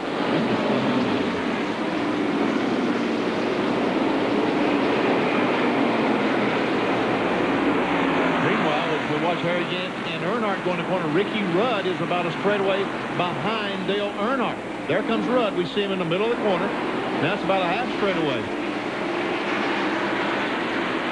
Remember now, Ricky is back on the lead lap. Earnhardt is in 7th and Rudd is in 10th.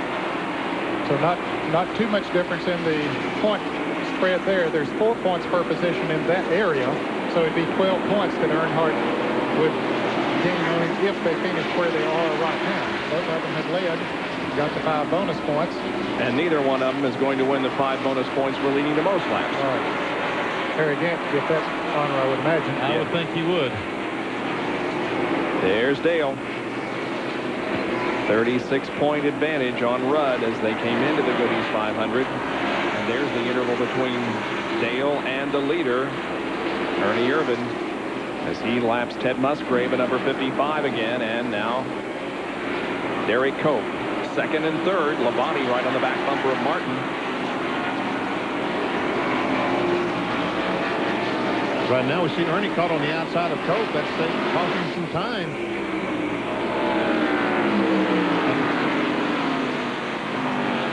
Rick Wilson, who brought out a caution flag earlier in the race, is back in the event.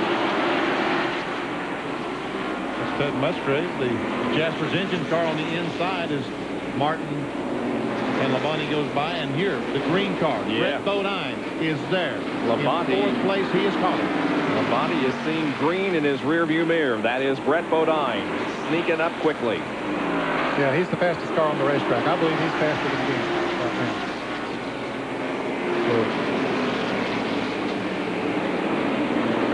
And I tell you what, Ned, he has time. Brett Bodine has gained so much ground. He has time to catch him. There's Gant. He comes up on Jimmy Hensley, looking for another position. Gant trying to move into 5th.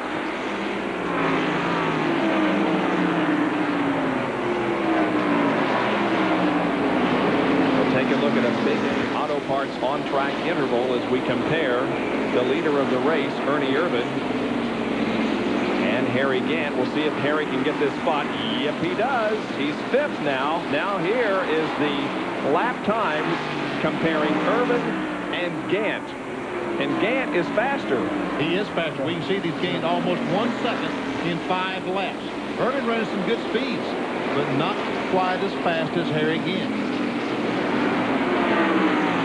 Martin, real battle here. He really got loose coming off of turn 2, almost came to a dead stop, and Terry Labonte was trying to move around him. Martin closed the groove on him, but there's Brent Bodine right on them. He's just looking for a place to go. Second, third, and fourth are tied together with a string. And Martin's car is off the path. I mean, he's not up to speed as far as even Ernie Irvin is concerned, because Irvin now is pulled away to about a straightaway on this race for second place. Yes, yeah, I think Martin's holding that crowd up there. But after all, he is running second. And if something was happening to Ernie Irvin, Martin would be the winner. Don't go away, friends. This thing is far from over as Harry Gant is coming up through, and so is Brett Bodine. The leader of the race is Ernie Irvin. Can he hang on and win another Winston Cup race? We'll be right back.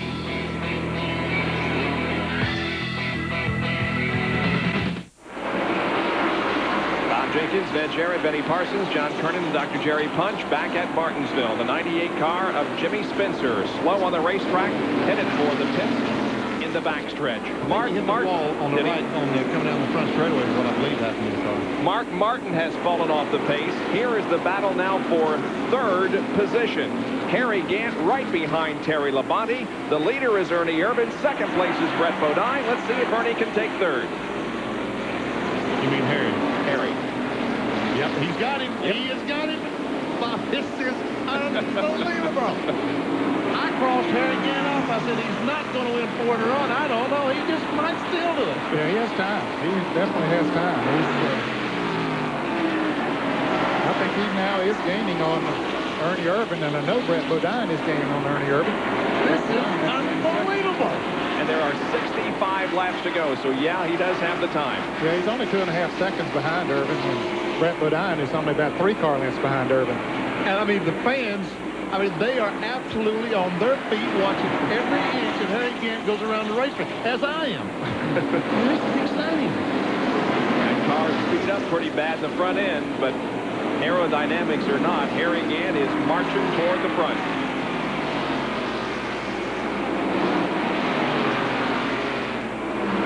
Richard Petty direct in front of Harry Gant. He's several laps down. He hit the wall down in turn 1 earlier. knocked the oil cooler off the car. They had to replace that. Richard easily going down the backstretch. Richard moves over and doesn't hold Harry up one bit.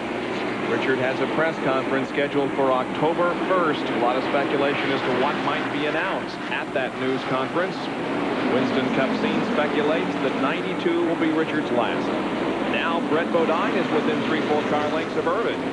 Yeah, he is definitely moving in on him. And Harry Gant is moving in on both of them. Now, we mentioned a few minutes ago that Mark Martin was slipping back. Jerry, what caused that? Well, they're sort of speculating here in pits. I'm with Steve Mills. Steve, Mark has slipped back a little bit. What's the problem with the car? He says his tires have greased up. You know, we probably run a little bit too hard too early. We haven't been great all day. He's missed a bunch of wrecks. They had some good pit stops. I don't know that we're running right now any worse than we've ever been. We've just been close to the front for a while. But if we get a caution, we'll be better. He hadn't liked this set of tires a whole lot, but we haven't been great all day. Brett Bodine is going to try Ernie Irvin on the outside for the lead. Bodine will get the lead going down the backstretch. Let's see what happens in turn 3. Look at Harry Gant. Look at this. Bodine has the lead. Let's see if Harry can get second. Yeah, he's going to move up on the outside. Irvin just gives him the running room up there they need. His tires have gone away. I think he realizes that they're faster, so he says, I'll just have to let him go. I can't race with him right now. What a story we are seeing develop here this afternoon in Martinsville. To these poor people paid $50, $40 for a seat. Sit down, people. Man, oh, man. Harry Gant is second after a crash in turn number 3 that severely damaged the front end of the race car. Right now, he's about a half a lap ahead of Rusty Wallace, who he had that crash with. So, obviously, they got his car worked out much better than Rusty got his worked out. Well, if you are just joining us here shortly before the 4 o'clock hour, those of you that have been watching other sports, other football games, I tell you what, we have got a story here this afternoon in Martinsville. This is first and second. Brett Bodine is the leader. Harry Gant is second. Harry led many, many laps, was involved in a crash in turn number 3 as Rusty Wallace went to the inside of him. The cars made contact.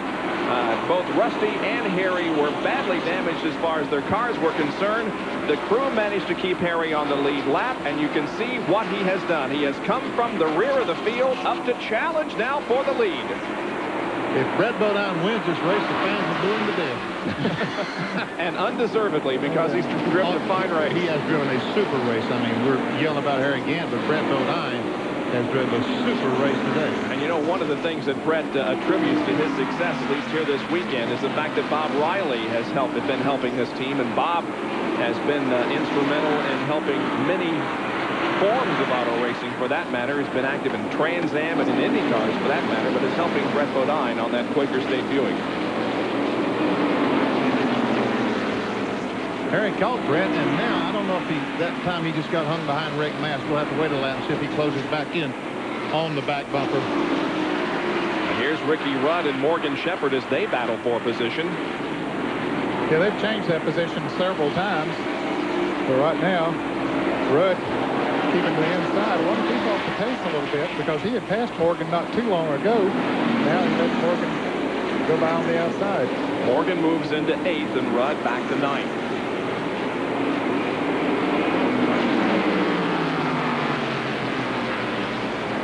Meanwhile, Dale Earnhardt is currently 7th, so just... And looky here, Harry Gant is on the inside. With ease, he just shoots by that Quaker State Buick and goes into the lead. Harry Gant is in front again, friends. But here comes Brett back. He's trying on the inside. Yes. Oh, Harry is sideways again. He's going to lose the front position, but only one spot. Boy, Harry's getting knocked around out there and still fights back. You reckon that hurt his tires? That's a little bit of a slip down there? Well, it certainly didn't help him any. It might have heated him up just a little bit. He might have to ride easy for a lap or two until he gets, well, I don't know. He might be fine. He's going to go right back on in there at him. Not Harry. The 28 car, Davey Allison, hit the front stretch retaining wall earlier on and had some heavy damage to his car, so he spent several laps in the pits, but we can see that he still is a very good race car here this afternoon. He's caught his front 2 of Brett Bodine and Harry Gant. Kyle Petty's going a lap down again. Man, oh man, I could not believe this. I figured Harry Gant would be lucky to get back to the top 5.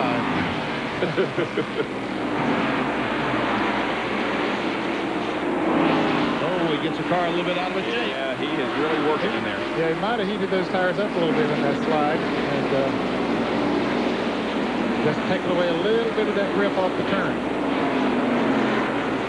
Now they approach him slower traffic. They pass Michael Waltrip.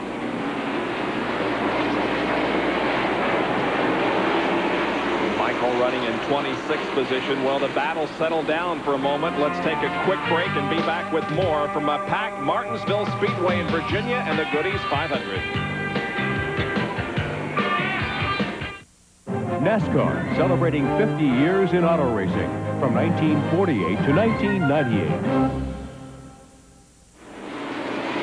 Yep, folks, it happened. Harry Gant passed Brett Bodine while we were in break, and Harry now begins to move away from Bodine, and Harry Gant is in the lead, and he's still working as hard as he's worked all afternoon, sawing that wheel in there, but he has the lead. Now watch the replay as to how he got it. Now watch Harry saw the wheel coming off of 4.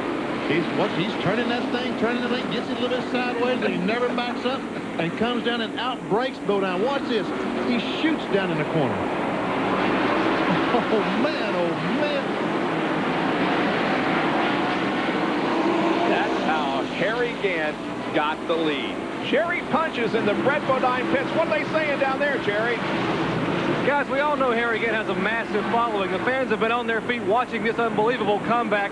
In fact, even one of the Quaker State crew members from Brett Bodine said, you know, if it weren't for the fact that we needed to win one so bad, I'd like to see Harry win it too. He said, but we are definitely chasing a legend.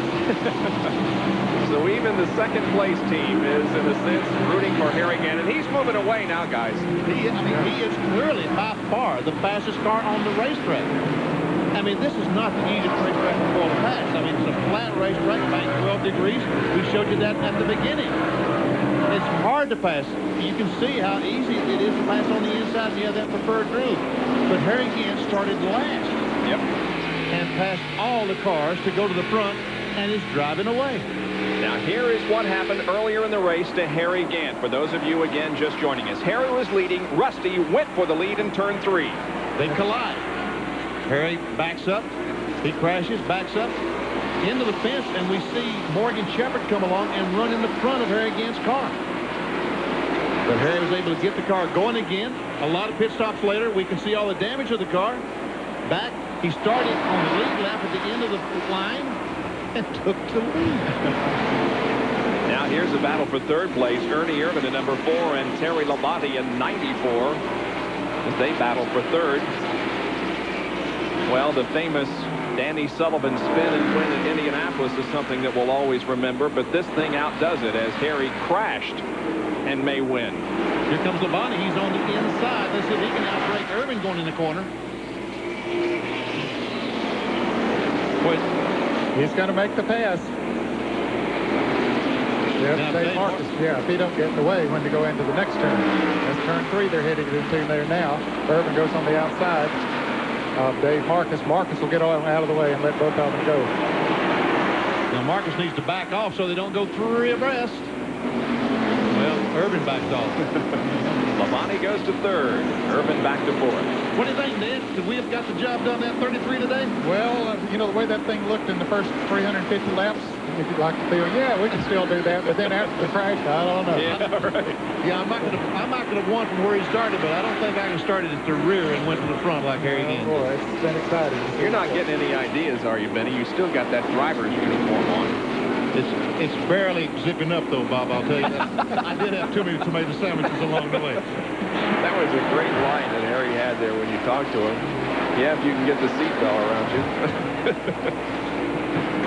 Boy, that car still cuts so well in the turn, and then when he mashes the accelerator, it gets traction and just hits right on off the turn. Harry Gant's crew, led by Andy Petrie, watches their driver, Harry Gant, complete another lap. That's 4:66. So we've got 34 more laps to go. And Harry Gant could be on his way to winning his 4th consecutive Winston Cup race. Don't go away now.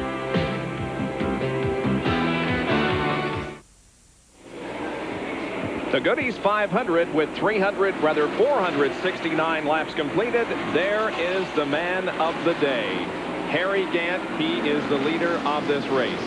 I am sitting here in disbelief. Ned and Benny are. Everybody in our production truck are just absolutely amazed and awed at what this man has done this afternoon. Coming back from a crash that appeared to eliminate his chances of winning, he has come through the entire field. He has taken the lead. He is pulling away from second place Brett Bodine. Harry Gant on his way to his 4th consecutive Winston Cup win. I am suitably impressed by the job that Harry Gant has done today.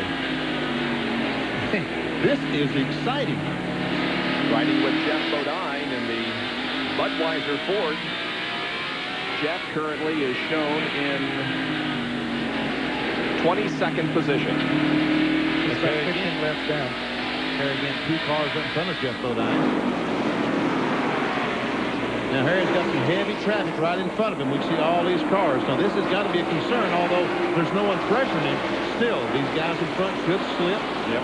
The brakes go away, have a flat tire. Several things could happen that could knock Harry Gant out of the race. So anytime you're in this kind of traffic, it has to be a concern. Oh, right there, Chad Little almost started on the outside of Bill Elliott when Harry was out there, too. But fortunately, he saw him in time and backed off. Here's a field summary for you again. Watch for your favorite driver and see where he is in the standings right now.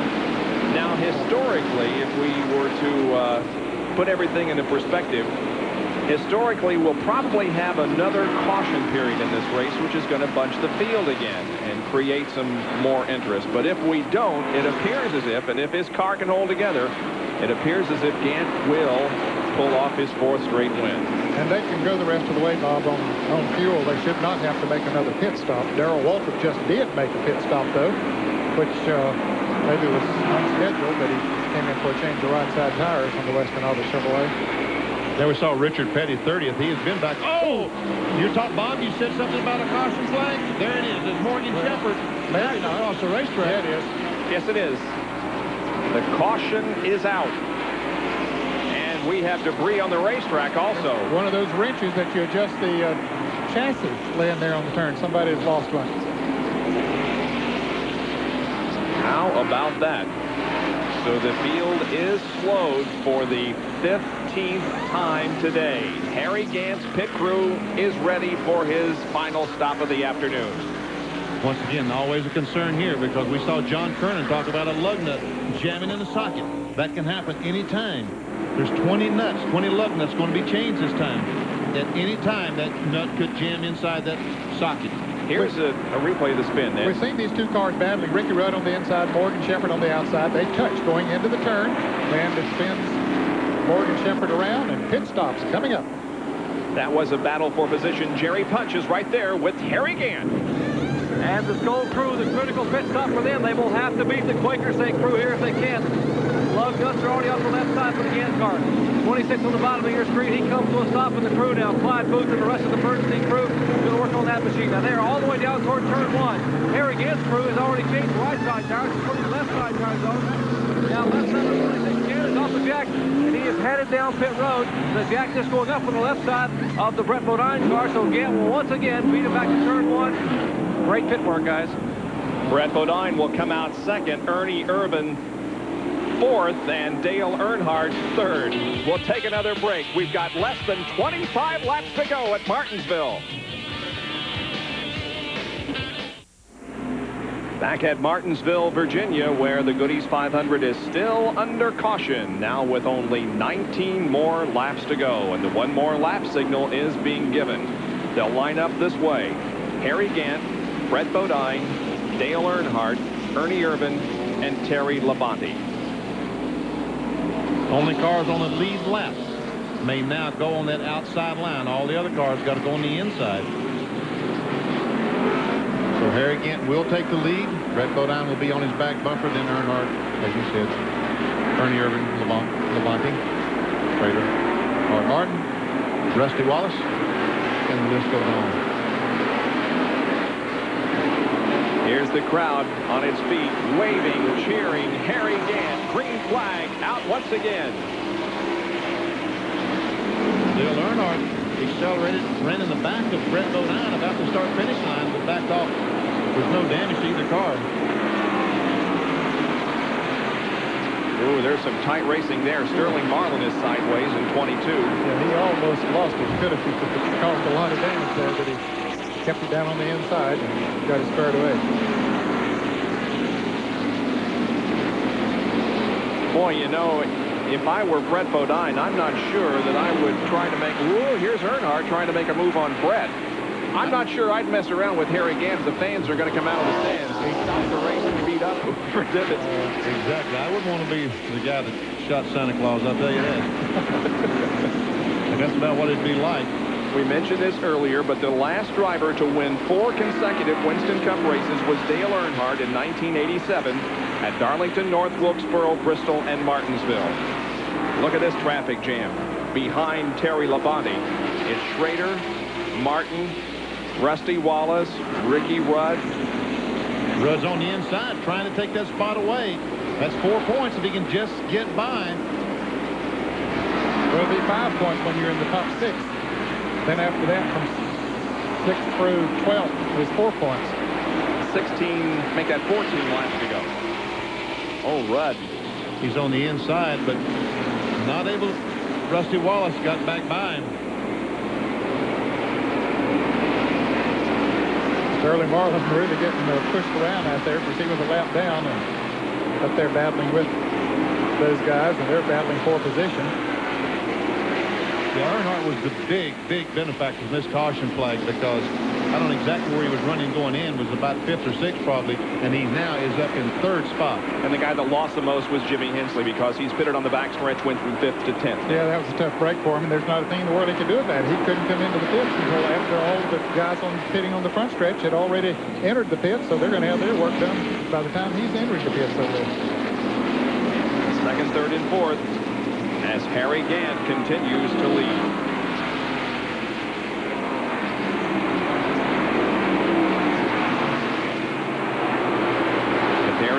On, it'll be his 16th win in Winston Cup competition. Mark Martin and Terry Labonte. Car number 94, Terry Labonte got together. They almost spun out, but both of them got their cars slowed down and righted and go at it again.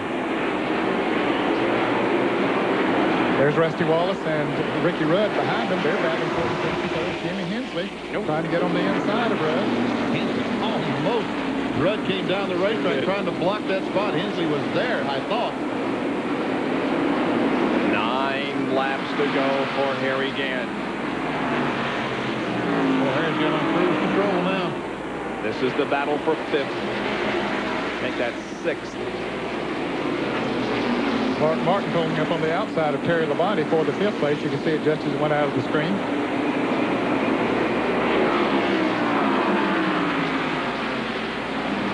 There it is. Here it is. That's 5th position they're battling for. Martin has a nose out in front going into turn 1. He'll try to get down on the inside of the racetrack and does.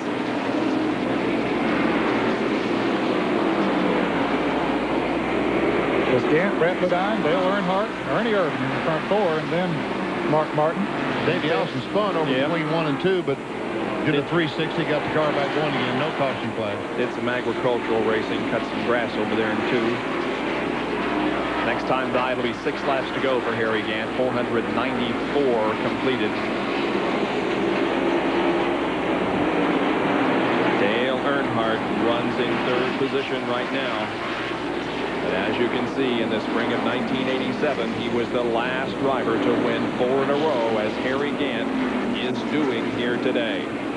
And the way that Harry Gant did it today was one of the most exciting things, stock car races I've seen in a long, long time. It's not exciting to see him 15 car lengths in front of that 26 car, but I'm telling you, starting last and going through the field, I started to say like Grant took Richmond, but that's not a very good one. Amazing. You got to really take your hat off to this guy, because we have seen other older athletes do well in other sports, but he is just amazing. Ken Schrader seems to be holding up Rusty Wallace and Rudd and Hensley. But Rusty cannot find the opportunity. He's going to try to the outside now in turn 1. Drives up, but he can't get back on the gas like he needs to as they come off that second corner. And Schrader has plenty of power down the straightaway. Here's Ricky Rudd trying to go on the inside of Rusty as he's out there on the outside of Schrader. What are they batting for, 7th position? Rusty won't give it up. Ooh, they collide going into turn 1. And there's Jimmy Hensley right in there. He's just looking for a place to go. He might be the fastest of all of them, but they just won't give him any running room. Now Rusty has 7. Rudd has 8. Schrader holding on to 9th, but Hensley wanting it. And next time around, Harry will get the white flag. 1 more lap to go. Boy, the crowd is just waiting to explode. They're already shaking their fists and waving. Here's Gant with the white flags. 1 more lap to go for 51-year-old Harry Gant and his 4th consecutive Winston Cup win. We have seen history made here this afternoon, and what Harry has done. He puts the car into turn number 3. He now sees the checkered flag from Doyle Ford. Here it is. Gant wins the Goodies 500.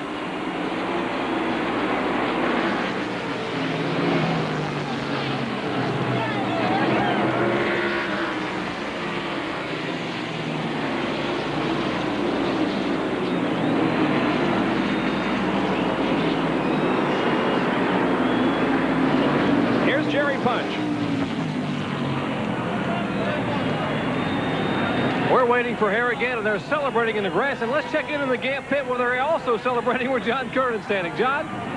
I tell you, Jerry, they picked up Andy Petrie, the crew chief, and just spun him around. Looked like an airplane right there. Well deserved. You guys just a heck of a comeback after that wreck with him. Man, I don't know what to say. I'm just speechless right now. I tell you, I can't say enough about the job Harry did out there today. And the guys, you know, the crew, you know, what a job they did getting that car back. Man, I'm speechless. What about that, Harry Gant, huh? That's about all you can say, guys. Life truly does begin at 51. High fives all the way around down here in the pits. 4th consecutive win, 16th Winston Cup career win. And Harry Gant has won 5 races in 1991. Well, you're going to hear quite a bit of applause when this young man gets out of his car here in just a moment, because the fans are going to go crazy. Here's Jerry Punch in victory lane.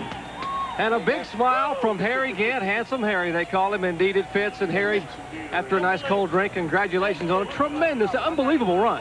Yeah, thank you. You know, the car was just super all day. We could run longer on the tires, it seemed like, than anybody else. And unfortunately there, you know, Rusty got a little over anxious car. I was just tooling around there, and I thought he was too, and I didn't think he was going to try to run by me, you know, like that. So them Bretts, you know, we got together, but the old car came in there, passed them all back.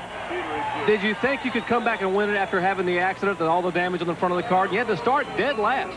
Well, you know, I really didn't know to start with till I got to 5th. When I got to 5th, I knew I could have done, because all I had to do is keep in mind not to wear the tires out. Just take my time, you know. When I started backing off, I started catching them real easy then. And, you know, we had perfect tires. We were set to go all the way there at the end. We didn't need the last caution. Harry, 4 in a row and 5 to go. Can you do it?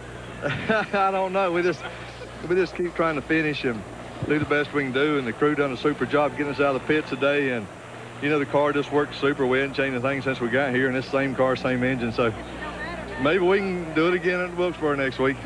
And you'll see it right here on ESPN as 51-year-old Harry Gant climbs out of the car, and the fans are surrounding him here, watching what we believe to be one of the unbelievable finishes here at Martinsville Speedway history. Bob. All right, Jerry. 1982 was the year when Harry Gant drove this car to his first Winston Cup victory. Look at the damage on the right front of the race car right here at Martinsville Speedway in Virginia. Harry Gant driving the Skoll Buick to its first Winston Cup win. Now, this was today. The car looked fine until lap 377 when Rusty Wallace went to the inside of Harry in turn number 3. The cars came together. Harry spun around. Watch on the high side of the racetrack. The 15 of Morgan Shepherd runs into the front of the 33 car. There was a lot of damage to the front end, but he kept him on the lead lap, and Harry Gant won here this afternoon in absolutely unbelievable fashion.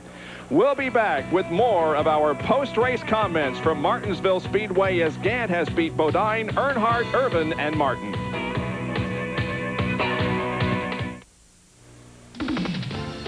An unbelievable afternoon of racing has come to a conclusion here at Martinsville, and Harry Gant has won his 4th consecutive Winston Cup race and 6th consecutive Winston Cup and Busch Grand National event. Our Speed World coverage of the Goodies 500 has been brought to you by Quaker State. The Big Q is one tough motor oil. And driving the Quaker State motor oil special to a tremendous finish, second here today, Brett Bodine.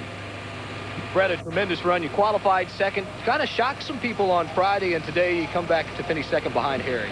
Well, it was a good run for this race team. I can't say enough about the guys that are with the Quaker State Buick race team right now. You know, we've gone through some turmoil. We've had some people leave, but these guys have stuck through all the bad stuff. I'm just glad they're here to get a second-place finish. This first time I've ever finished second. I'm real pleased. We just used everything up. We run out of car there at the end to be competitive. The exhaust system broke, and I just was out of brakes. I just used everything I could to get back up through the field after that little pit error, and we had to go to the tail end of the lead lap. But it was a good run, good week for us, really was. Like you said, on Friday we surprised a lot of people, nearly got our second pole. I'm looking forward to Wilkesboro. I'll tell you, coming out of a run like this at Martinsville, it'll pump us up for Wilkesboro. I'll tell you what, dude. Would it have been smarter, even if you could have beaten Harry, just to let him go? I mean, the fans here were all cheering for him. You know, would they have let you out of this place if you'd have beaten him? Well, I think so. I'll tell you, Martinsville is considered my home track. This is where I first ran my first Southern race in modifieds way back when, and it's so nice to come down here because we have a lot of fans, and it's great to get a second here at Martinsville. I guess you can't wait to get to your 51st birthday, huh? I'll tell you what, if it means winning races like Harry, I'll say I'm 51 right now. 51-year-old Brett Bodine, he's just had a whole slew of birthdays today. Good run for Brett Bodine in the Quaker State Buick, bringing that car home in second position to Harry Gant. The Unical money next week goes to $144,400. And we'll be right back.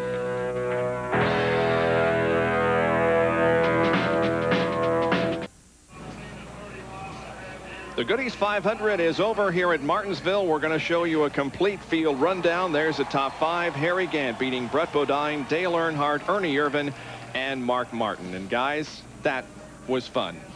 That was unbelievable today. I crossed Harry off. I said he's not going to win 4 in a row, and he comes back and does it. Well, it was a tremendous effort, no doubt about that. Morgan Shepherd winding up in 11th place, and CDW Darrell Waltrip down there in 15th. He didn't do as well as I think he expected or we expected here today.